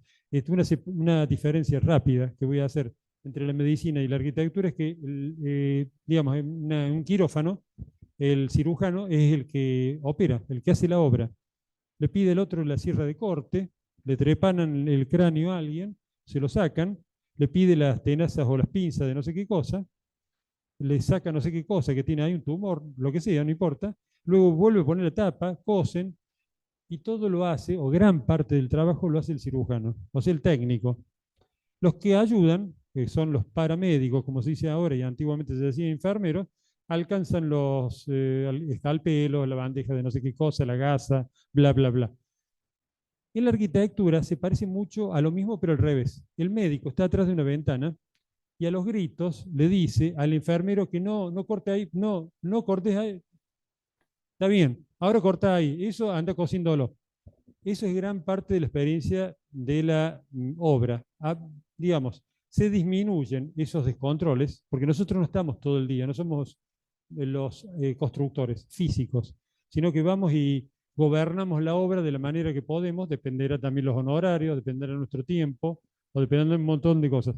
Lo ideal sería que las obras estuvieran gobernadas por un sobrestante, es un técnico que está permanentemente ahí y que está con el ojo puesto en todos lados y que tiene digamos, autoridad permanente sobre todas las acciones que se van a hacer en la obra. Y si la obra es muy grande, habrá dos sobrestantes, habrá un ejército de sobrestantes, que se entienden directamente y a través de escritos, inclusive, qué sé yo, de diario, de libro de pedidos o de órdenes de servicio, de lo que sea, una serie de documentación por escrito que se le pide que se defina tal cosa o al cliente que envíe tal tipo de material. O sea, la obra de escala, un poquito de escala, digamos, por lo menos, merece ese tipo de cosas. Las obras chicas, generalmente, los enfermeros son los que operan. Y ese es uno de los momentos más dramáticos que puede tener nuestra profesión. Y bueno, uno se los tiene que decir porque uno ha visto cada cosa en la vida que que, bueno, que son difíciles o son a veces dramáticas. Y en otros casos ve gente que se ha puesto a pensar sobre cómo llenar de una sola vez una losa al violar. O sea, cómo lograr una superficie inferior tersa, superior continua, obviamente lo que te pide una losa, y en un solo paso, que no sean dos pasos, como es esta facultad. Bueno, una burbuja o una pelota de plástico encerrada entre dos mallas que están electrosoldadas, están con un telar, o sea, unas piezas que pasan ahí y se van llenando, eh, o sea, se van vinculando y que, bueno, permite la esfericidad de la forma hidrodinámica, que el hormigón fluya. Obviamente, un determinado hormigón se le puede poner unos aditamentos que lo hagan más fluido o más consistente, y, y luego con un buen vibrado esto se va llenando y se lo hace en un solo procedimiento, lo cual acelera bastante el proceso de obra. Bueno, nada, algunos son esferoides, otros son esferas. Ya vienen estos tipos de sistemas elaborados, ya vienen dos rejas con las pelotitas adentro, digamos, con las esferas, y simplemente, bueno, este es el momento de llenado, acá está la bomba, arrojando el hormigón, un hormigón determinado, un H25, un H30, no sé lo que es eso. No sé por qué, ustedes no sé si ven un plástico negro acá, pero no sé qué es lo que es eso. Bueno, la cuestión de que acá hay una losa, y fíjense qué interesante cómo se retiran estos sistemas cuando llegan a un momento particular que son los ábacos, o sea, no necesariamente las, las vigas, o sea, mejor dicho, no necesariamente los sistemas de estructura se separan en columnas, vigas y losa, sino que muchas veces la pieza, la placa horizontal, tiene una resistencia determinada que funciona como una gran viga chata.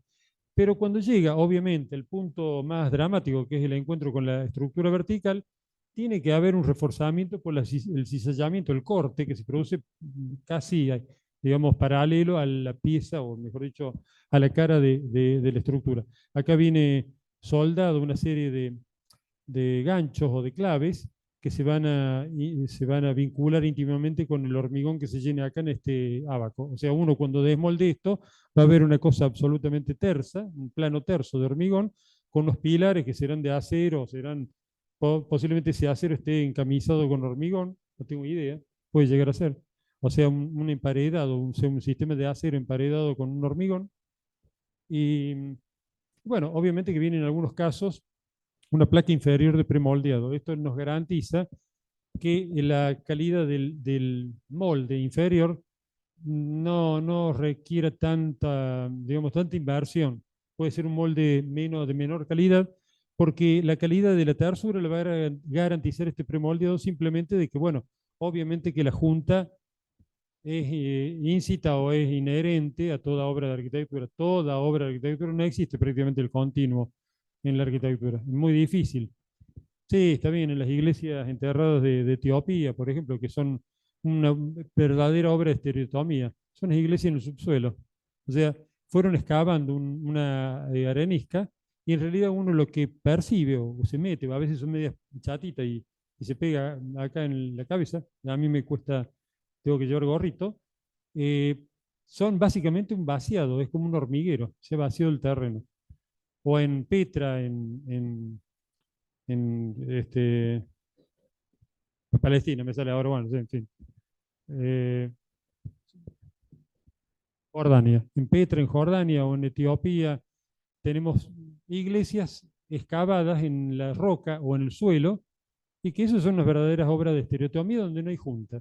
Pero fuera de casos muy particulares como esos, o los grandes monolitos obeliscos egipcios, ahí tenés otra pieza que no tiene junta, en una sola pieza.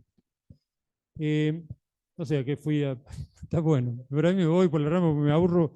Entiéndame, soy un ser humano, me aburro.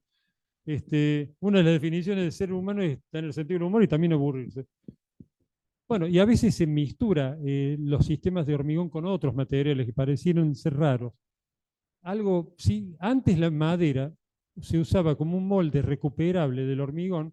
Lo que estamos viendo acá es digamos, un derivado de la madera. Pero ¿qué pasaría si la madera en realidad la hacemos trabajar como una estructura? ¿Qué es este caso? Esto es una obra que hicimos hace un par, bueno, no, un poco más, como unos 5 años atrás, 6 años atrás. En realidad yo he venido experimentando con este sistema. Algún día me puse a pensar, qué bueno que estaría replicar esa belleza tectónica que tienen los techos, entre comillas, coloniales, que en realidad en general fueron hechos posteriores a a la colonia. La mayoría de los techos que conocemos de este tipo, estas cubiertas de alfajía, viga y ladrillo, se hicieron, digamos, en la Pampa Gringa, básicamente. Son construcciones de 150 años. Pero siempre me pareció muy buena. De hecho, mi casa en Oncativo está hecha así, verdaderamente antigua. Y entonces dije, un día tirado, yo duermo en una parte donde se ven todas las vigas esas y los ladrillos, todo lo hemos pintado blanco. Y dije, qué bueno que estaría hacer una obra así. Hice una obra así.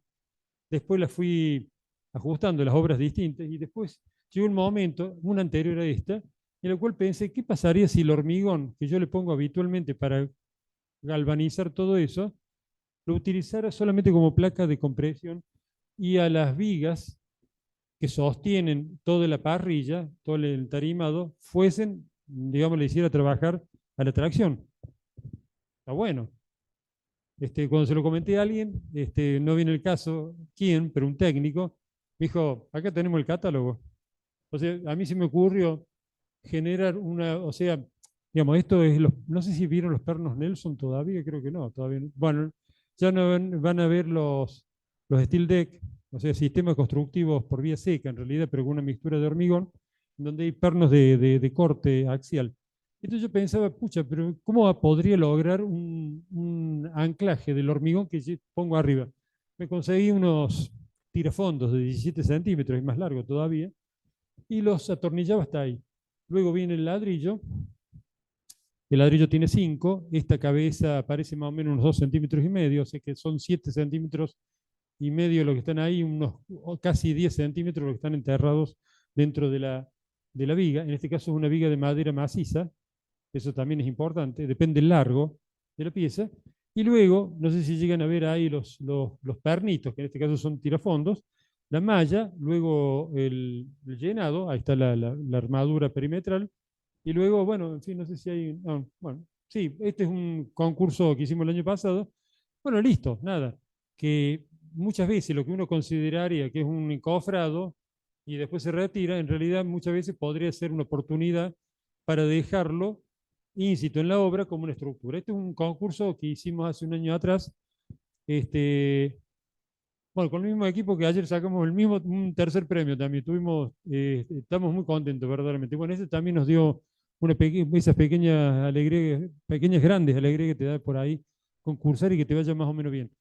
Bueno, en este caso, nosotros lo que ensayábamos era un concurso bastante complejo, que te pedía el programa hacer una tipología única, individual, apareada, digamos, en tiras horizontales o apilable. O sea, era básicamente la lógica de un contenedor. Podés dejarlo solo, dos juntos, 10 para un lado, 10 apilados, etcétera, etcétera. Entonces nosotros pensábamos, en este caso sí ya utilicé el sistema patentado, o sea, los tornillos específicos para lo que yo me había inventado antes. Me había inventado, porque en realidad ya existía. En esencia, esto es básicamente es una pieza de sostén, un soporte, una viga porta losa alveolar. Acá nosotros preveíamos en este caso 3 pilotines, no se sabía dónde, porque tampoco se sabe dónde va a estar eso. Luego, bueno, parte de, digamos, el comitente, la comitencia, que era la cámara, eran 5 cámaras en realidad, pedían la utilización en la medida de lo posible de los sistemas constructivos racionalizados que promovían el concurso, que eran 5. Estaba Astori, Pretensa, la CAMEC, me acuerdo, 2 más, el Steel Frame, y no me acuerdo qué otros más. Eran 5 cámaras, digamos, por llamarlo de alguna forma. Galara, sí, ahí está, y Galara me quedaba picando. Y bueno, la cuestión de que nosotros, fieles a nuestro principio, tratamos de respetar todas las bases completas y nos fue bien, digamos, fue meritorio. O sea, esta es una losa alveolar Astori, si se fijan, tiene una configuración, este techo absolutamente por catálogo, tiene una nariz más larga abajo que arriba, cosa que nos permita que ingrese el hormigón de llenado, este hormigón que va a amalgamar toda la placa. Luego acá está ubicado un panel aislante, un doble panel de Astori, no me acuerdo en este momento el modelo que tiene una placa de poliestireno interior, tiene hormigón visto por fuera y por dentro, y acá se producía una pieza moldeada que la habíamos pensado, se nos iba la mano por momento. En realidad, en un momento dado bajamos un poco la velocidad. Habíamos pensado en una pieza de Galaraca, que era como una cenefa. Pero después dijimos, no, son hormigones distintos, qué sé yo, no sé, no importa. No es tan importante. La cuestión es que moldeábamos acá algo que, en realidad, si ustedes se fijan, acá hay una pieza vista de costado y acá está vista de frente, que son vigas de madera que dan esa expresión. No solamente esa expresión, es la estructura, no es una terminación solamente estética, no estetizamos un problema. En realidad lo que queríamos es hacer, racionalizar una solución. Y por lo tanto, estas piezas de madera, estas vigas, iban cruzadas con ese sistema específico de tornillería de gran formato que generan un anclaje absoluto sobre la malla de hormigón que está acá, sobre esta capa de, sí, ahora sí, de compresión. ¿Qué es lo que lo sostiene acá? Bueno, ahí hay una placa perdida, no se la ve en el render, o sea, entre viga y viga, estas son unas vigas laminadas, o sea, el render, le pedimos al renderista que lograra la expresión de una viga laminada, o sea, apretada, digamos, son piecitas que por formaldehído se van pegando, se van adhiriendo con los fingers. ¿Han visto madera o no? Todavía no. Bien, pero ya lo van a ver, o sea, hay distintos procedimientos de unir una tablita con la otra. Y bueno, y entre placa y placa, o mejor dicho, entre viga y viga, había una pequeña plaquita de un fenólico parecido al que yo les mostré recién para moldear. Bueno, todo eso funciona, o funcionaría, o hubiera funcionado como un encofrado perdido, que a su vez queda dentro de la obra ya como un sistema de línea de resistencia, o sea, de la tracción, el eje neutro, no sé, estoy adivinando. No va por ahí, tampoco va por acá, debe ir por ahí, más o menos, a lo bestia.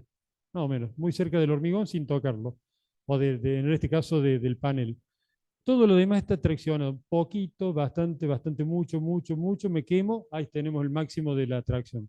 O sea, la madera es un material muy noble a traccionarse siempre y cuando se hiperclave, se hiperarticule, entonces nos garantiza que toda la fibra de la madera va a estar trabajando solidariamente. Y bueno, nosotros pensamos de que a partir de este paquete, esto se llama paquete coloquialmente, nuestro argot de arquitectura, o sea, todo el contenido de los entrepisos, de los planos horizontales, bla, bla, bla. En este caso particular, había un relleno alivianado, había un aislante térmico acá, luego acá había una membrana, ya en esa época creo que la habíamos propuesto como una membrana cementicia, ya para esta altura estábamos usando, sí, me parece que la SICA 107 o algo por el estilo, luego unos pilarcitos hechos con un caño cortado, y luego unos distanciadores Hermida que se fabrican acá en Córdoba y unas losetas armadas, cosa de generar una cubierta ventilada, protegida. Pero si nosotros le quitamos todo esto de cubierta y dejamos solamente el paquete rígido, lo podíamos seguir apilando porque estos paneles tienen portabilidad. Simplemente lo que te pide el sistema es que cada tanto vos los refuerces con un elemento vertical que vincule algo con algo.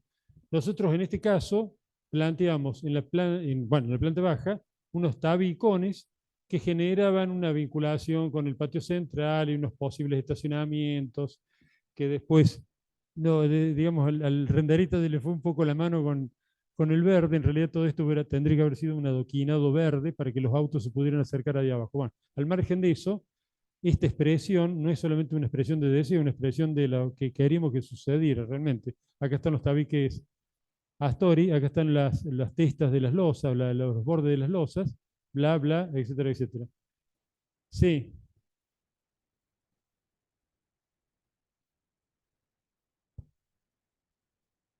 vos decís acá. No, lo que pasa es que si vos acá la madera, vos le pones esta, vamos acá, esto es más fácil. Si vos acá entre madera y madera apoyaste un poquito nada más la placa esa recortada, la unión entre el tirafondo, este que ahí lo estás viendo como X, y el hormigón, no te da tiempo, es decir, este hormigón va a estar 12 horas muy mojado, 10 horas. Después hay como otras 12 horas que está húmedo, o 2 días muy húmedo. No llega a deformar todo esto. Y eventualmente, lo único que te hace falta es ponerle o un film que te lo proteja si fuese algo más grave. Porque en realidad lo que te está pidiendo el sistema es simplemente esto. Esta pieza que se vincule mecánicamente con este plano. No, dilatación. No, en el tamaño como este no. Obviamente sí, lo que vos decís es cierto. La madera dilata más en presencia de humedad que en el calor. El hormigón en presencia del calor, más que de la humedad. En dimensiones como estas son verdaderamente mínimas. Y por otra parte, en una arquitectura de la Junta, un poco lo que había comentado recién, la Junta muchas veces parte de la salud de la edificación, estos paneles que tienen acá arriba de la cabeza de ustedes, esos, esos perfilitos de aluminio laqueados, son unas T, donde hay una placa que está apoyada por gravedad. Eso es una junta constructiva. O sea, si hay dilatación acá, en realidad se va, digamos, regulando de pieza en pieza. Acá esto es un himno o una celebración de la junta, si te pones peor. Y aparte el tamaño del edificio no es importante. De todos modos, y termino con esto, si un edificio uno pudiera aislarlo lo más que pueda, un poco el concurso del tercer premio de ayer, era un edificio que era una especie como de cofre englobado dentro de una pieza exterior. O sea, si vos le quitas la afluencia térmica entre día y noche, verano e invierno, logras una salud, digamos, un túnel prácticamente no dilata ni contrae, porque está permanentemente a partir de los 10, 12 metros de profundidad, está a la misma temperatura todo el año. ¿Sabías eso? Si vos haces un subterráneo, digamos, y lo haces a 12, 15 metros de profundidad, va a estar conviviendo con un suelo que está en Córdoba más o menos a 14 grados todo el año. O sea que no hay dilatación de calor ni contracción. Bueno, bueno la, también, los sistemas de envolventes portantes no solamente son, digamos, de hormigón o de lo clásico que hemos visto hasta ahora, que es ladrillo y hormigón, o a veces madera, sino que muchas veces son sistemas bastante racionalizados, bastante raros, como por ejemplo estos molones o estos ladrillones huecos, al más puro estilo Rusty, que se los va colocando, tienen una configuración en cremallera, con lo cual uno va apilando uno arriba del otro, o en este caso es una patente parecida, se va acercando, fíjense, acá está la espiga y acá está la caja seguramente, se va asentando uno arriba del otro, se lo va nivelando, obviamente se lo va gobernando y luego se lo llena interiormente.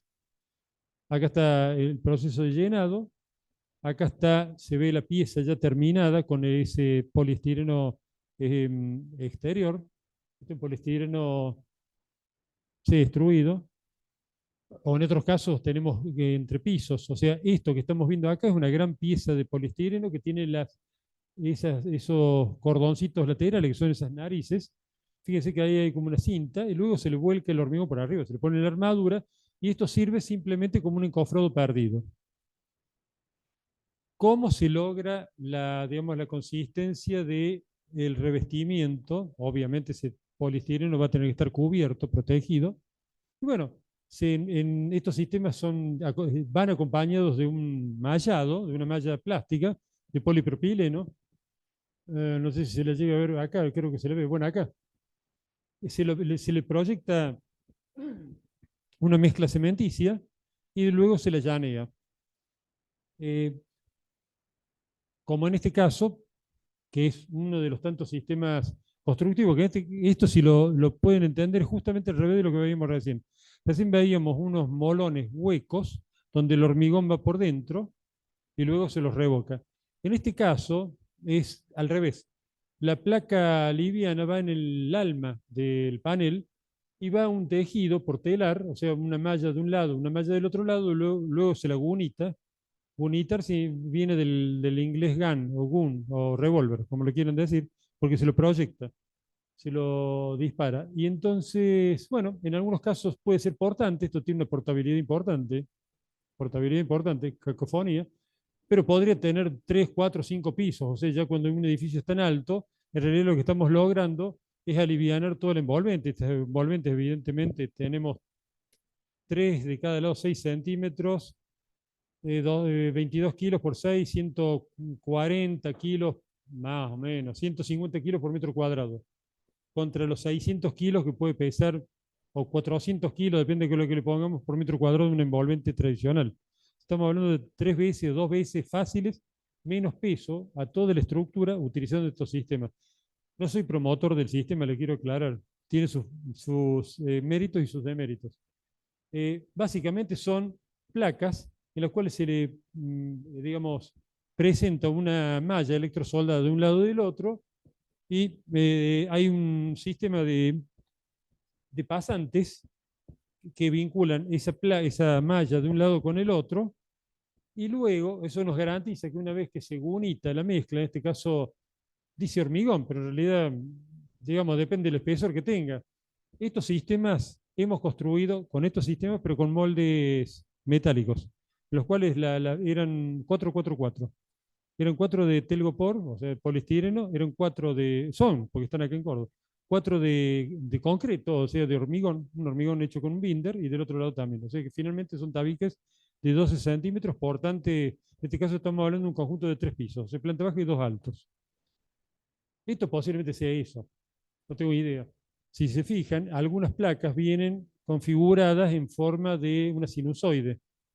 Es para darle mayor, digamos, anclaje en el sentido axial de las deformaciones. Bueno, acá estamos viendo, acá está, cómo se va agunitando. La máquina agunitadora no necesariamente está ahí, puede estar más abajo. Es básicamente un sinfín, es una tolva. Tolva es un embudo, digamos, cuadrado, donde se va arrojando, se va metiendo la mezcla ya preparada, cae sobre un sinfín que va girando, o sea, un tornillo grandote que va empujando la mezcla a una manguera reforzada, una manguera con el gusano de acero, y esa manguera se achica en una boquilla, cosa de acelerar el tránsito de la mezcla, y sale disparada, sale proyectada. De hecho, se puede hacer este tipo de construcciones simplemente con balde y castigado. En esencia es lo mismo. ¿Me van siguiendo?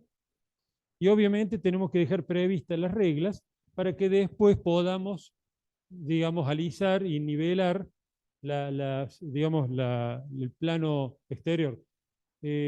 Bueno, más de lo mismo, simplemente acá mostrar cómo es una malla y la otra.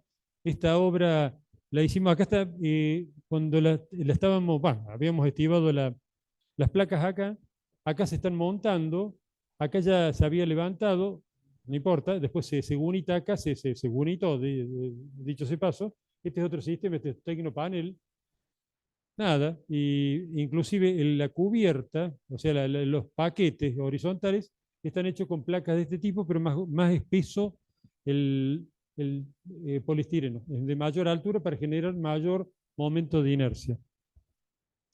¿Cómo se hizo? Pues se hace en dos partes. Primero se le aplica un pequeño concreto, luego se apoya estas piezas que vienen ahí vacías, o sea, junto con el hormigón, y luego se coloca la otra parte. Y este es un poco, ahora ya vamos derivando un poco más a la arquitectura más de imagen, ¿no? Para ver lo que hemos dicho, cómo se construye. Vamos a ir un poco más rápido porque me estoy acordando que me falta un capítulo del libro. Esta es la caixa de, de Granada, de Alberto Campo Baeza.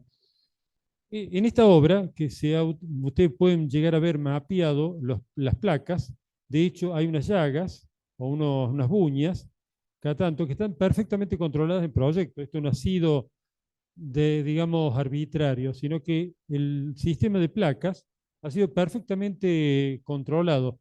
Alberto Campo Baeza es un arquitecto muy elegante, muy obsesivo por momentos para generar las cosas que genera. Y bueno, están viendo obviamente los pasantes ahí, etcétera, etcétera, que son estas cosas que aparecen acá.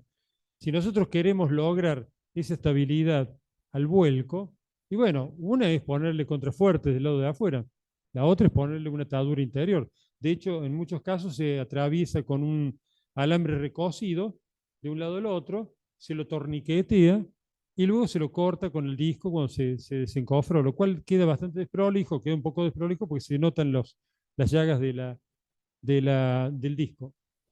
¿Cómo podríamos lograr eso? Bueno, evidentemente con un sistema en el cual haya una pieza, o mejor dicho, haya un pasante que evite que esto se adentre o se aplaudan, digamos, o digamos, se alejen. ¿De qué se trata? De dos conitos que toman como espigas a la caja de Espiga es lo que entra y la caja es lo que recibe, para que nos entendamos. Eso de espiga-caja es un concepto muy de la tecnología de la madera o este tipo de cosas.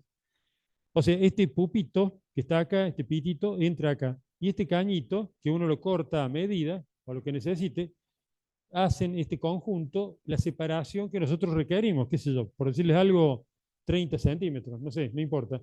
Y acá viene la barra, el espárrago, en la cual se le va a colocar estas torniquetas que tienen unas muelas exteriores donde uno le pone una barra para hacer palanca y la va girando hasta que la presión entre una torniqueta y la otra se estabilizan por la contrapresión del tubo interior de polipropileno que tienen acá. Esto va a quedar perdido en la obra. Luego se recuperan, digamos, casi forzosamente, digamos, los conitos, y luego esto se llena con mezcla, o no, o se lo llena más o menos, o se lo deja a la vista. En este caso se ha llenado, lo que ustedes están viendo ahí está llenado con un hormigón. Y quedan esas huellas, esas heridas. Bueno, y obviamente que estas torniquetas, estas mariposas, se toman de esa doble vía, de esa traviesa, y nosotros nos imaginamos, porque nos gusta también imaginarnos cosas, porque es muy interesante ver algo y imaginarse cómo se podría haber construido, que no es necesariamente un replicar algo detectivescamente, sino que es interpretar algo. Sería como el jazz, más o menos, ¿no? Para lo que le gusta el jazz. O como lo mejor de lo más virtuoso del rock. O sea, en algún momento hay alguien que se sale de la norma e interpreta esa melodía e improvisa. Dicen que confortablemente adormecido de Pink Floyd, el solo de David Gilmour es el tercer solo más importante de la historia de las guitarras eléctricas. ¿Está bien eso? Yo te lo digo, lo leí en una nota. Impresionante. Bueno, nada, que el tipo Gilmour toma el tema de Pink Floyd y empieza a darle una involatura, como dirían los músicos italianos. Y a nosotros nos interesa esa faceta líbera que tiene la arquitectura de decir, bueno, esto más o menos tiene que haber sido construido así. Me imagino una losa en dos momentos de doble faz, de dos pasos, perdón. Acá están los molones perdidos en una obra pública o donde hay concentración, digamos, donde hay responsabilidad del Estado, estas cosas se deben tapar y donde hay consorcio también uno podría llegar a dejar en una habitación individual este tipo de cosas. De todos modos, las normativas de las aseguradoras y de las ordenanzas municipales van avanzando sobre los niveles de seguridad. Y esto prácticamente ya se va encapsulando, se va recuperando. O sea que se trata de que no dejar esto metido a la vista, o mejor dicho, a la vista. En este caso, nosotros nos imaginamos una losa alveolar que llega a un borde que casualmente nosotros hemos amarillado menos esta parte, porque no sabemos bien si esto llega plenamente acá o se minimiza el contacto de la superficie exterior con el interior. Estos son datos importantes de la realidad de algunas obras que tienen una técnica bastante refinada, o sea, minimizar el puente térmico. La cantidad de calor que va a venir por acá va a tener que atravesar todo esto, le va a ser bastante más largo que si esto fuera todo hormigón. A eso me refiero. Ya vamos a ver un caso particular en el cual se corta directamente esa vinculación y luego aparece una placa de poliestireno, qué sé yo, un panel mínimo de 15, otro panel de 15, no sé, estoy inventando, esto tendrá 40 más un yeso de 2, 42 centímetros de espesor, no sé, podría llegar a ser así. Luego, no sé, una carpeta de nivelación, un aislante térmico, un serpentín de polietileno de alta densidad para darle calor a un piso radiante, un piso alisado, no sé, bla, bla, etcétera, etcétera. Y bueno, este es el último caso en el cual, obviamente, que el ladrillo común, ustedes lo conocen, lo han visto, se lo han tropezado, y también hay avances sobre el mismo concepto, en realidad piezas que pueden ser manipuladas, de ahí viene la palabra mampostería, y que tienen mayor o menor desarrollo. En general estamos muy acostumbrados a ver este tipo de ladrillos, que son una extrusión. Ustedes ven, es lo mismo que el fideo. Como se fabrican los fideos, se fabrican este tipo de ladrillos. O sea, con una matriz por donde pasa un chorro de algo y se va cortando. Bueno, luego se lo hornea Y bueno, básicamente estos ladrillos de agujeros horizontales tienen tan poca densidad de tabiques verticales que los hace poco portantes. No es que no sean portantes. De hecho, el gringo Capel, un viejo docente de la facultad y vecino de mi barrio, cuando yo era muy chiquito, él se hizo una casa, un tipo bastante creativo, con el gato centeno, y hicieron su estudio de arquitectura con este bloque de 12 puesto de punta.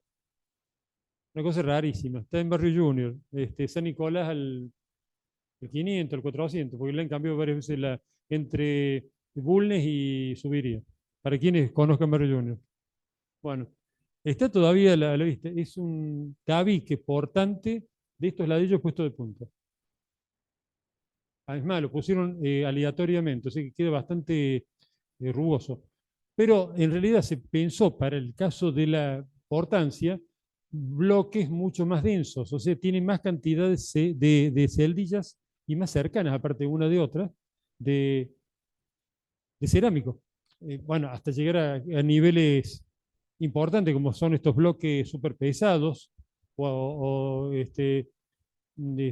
celulares, y que tienen dos enigmáticos agujeritos que están pensados para que efectivamente alguien los pueda levantar con los dedos, prensándolos y los coloca en obra. En algunos casos se vincula mecánicamente con la lateral de una columna, en otros casos, bueno, directamente se los acerca uno de ellos a los otros en una especie de cremallera invertida.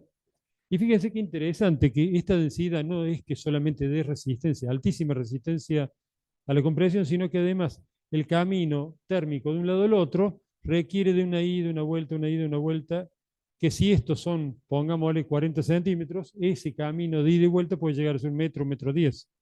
Con lo cual el calor tuvo que superar más del doble de material.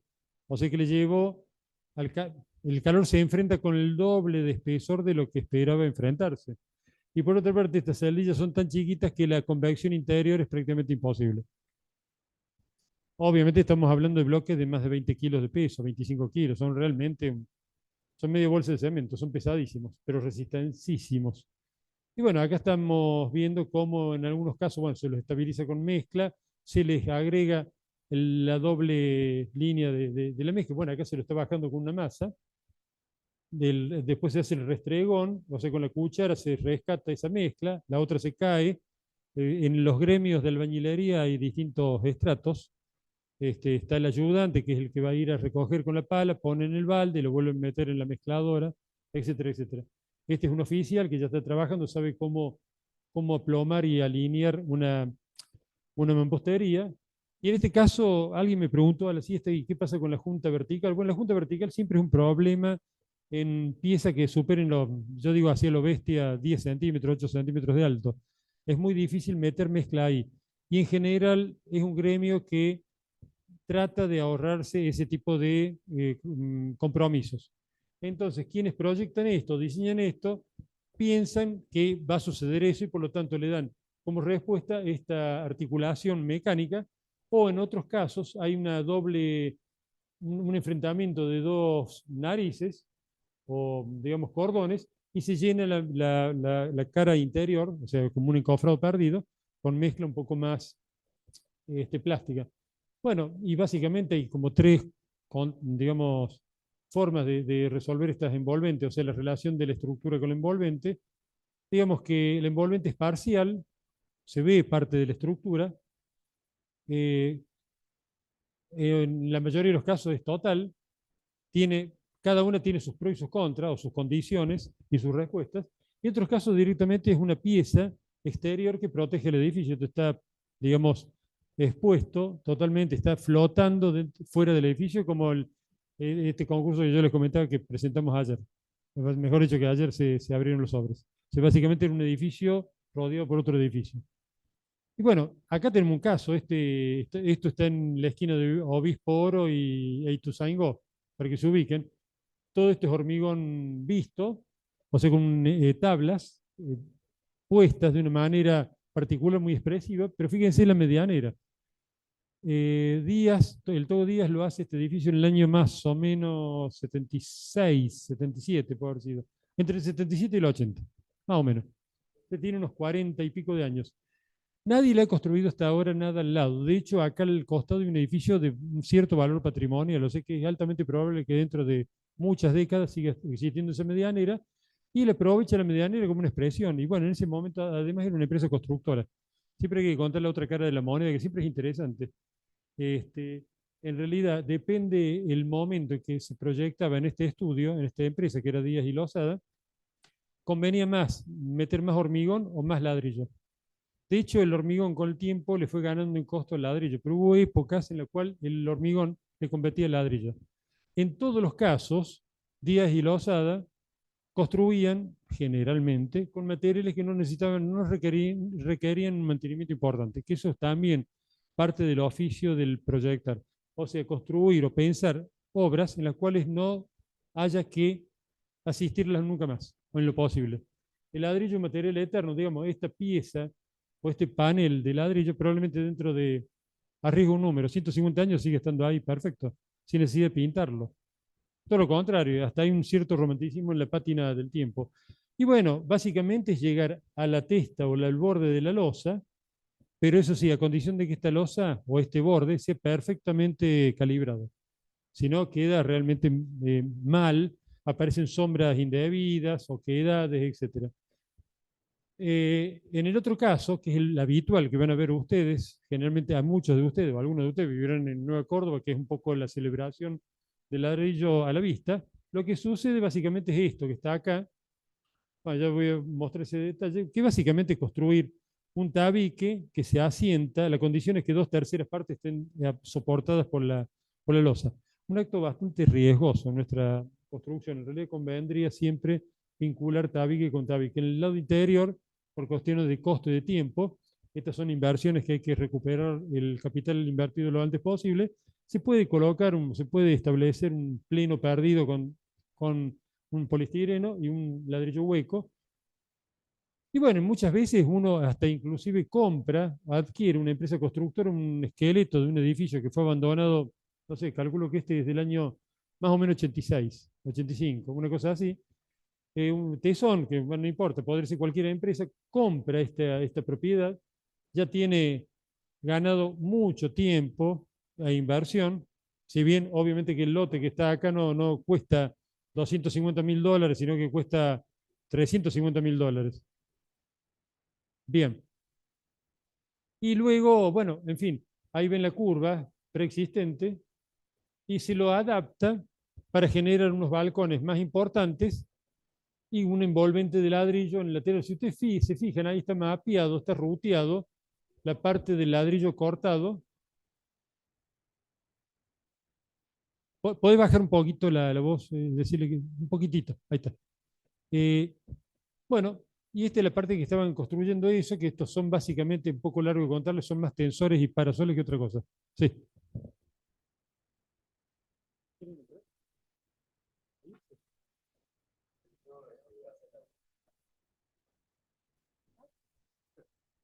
Bueno, ese es ¿qué hora es? Bueno, poco más de lo mismo. Nada, es más de lo mismo. Este es cómo lograr un ladrillo colgado en una especie de cielo raso. No me voy a detener en esto porque ya van a ver una piel flotante. No sé por qué siempre la segunda clase se me hace más larga que la primera. No lo puedo entender. Se lo digo en serio. En otros casos hay una criba de ladrillo puesta de una manera muy ingeniosa, con una pedada hecha de chapa de acero soldada. Esto es en Paraguay, de uno de nuestras futuras visitas. Acá es un edificio de ladrillo de prensa que tiene una doble piel, una piel exterior de un ladrillo de prensa, o sea, de mucha resistencia al paso del agua, y un ladrillo celular interior. Y ahí hay un apeo, que es esta cremallera, donde el muro pisa desde acá hasta acá. Por lo tanto, este telgopor, que no deja pegar una losa con la otra, no cae porque precisamente el ladrillo le evita el giro. Bueno, ahí está un poco el detalle. El cavity wall, que no me voy a detener demasiado, esto es un doble muro que nos evita el contacto de la capilaridad de esto con esto. Pato, un minuto nomás.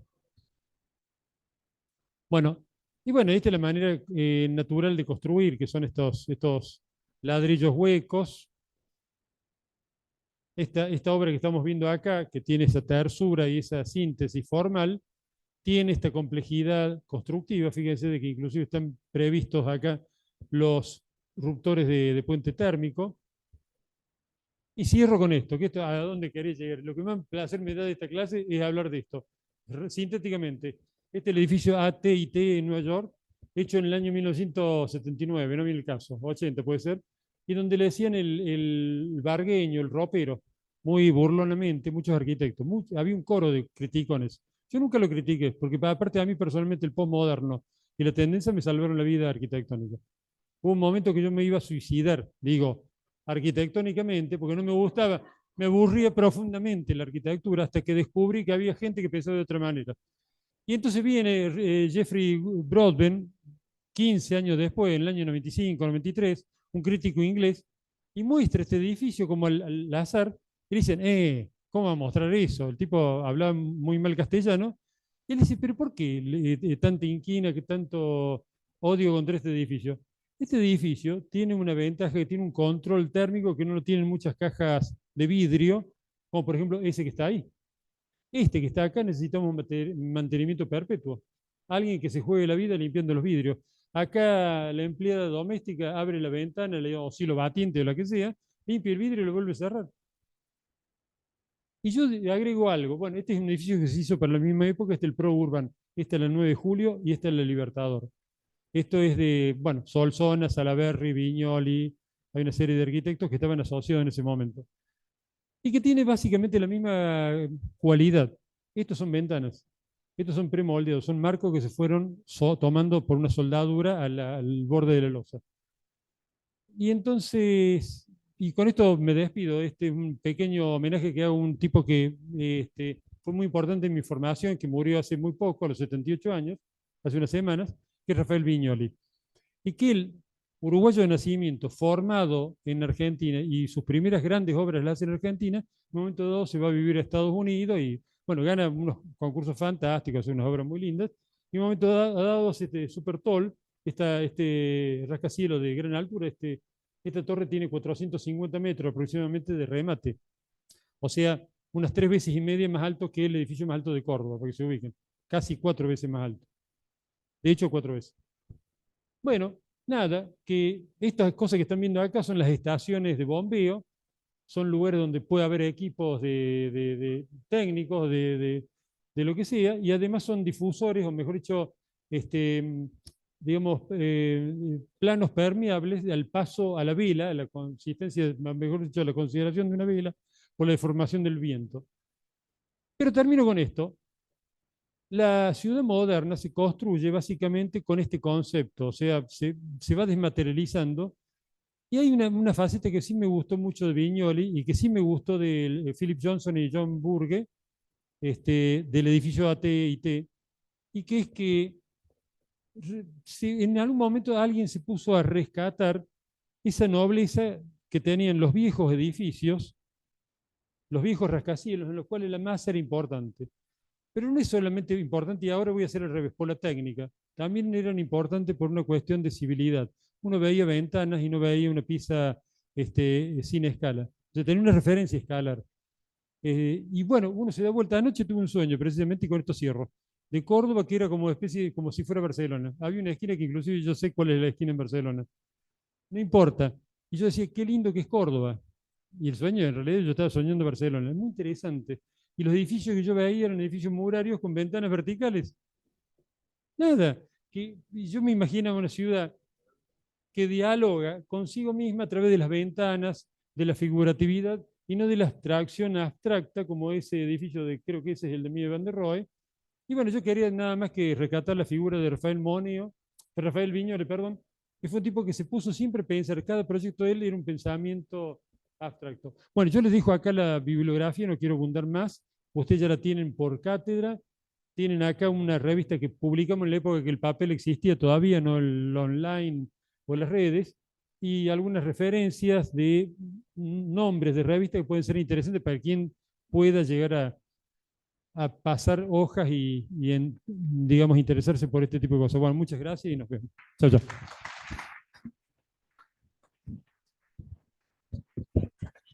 Hola, hola.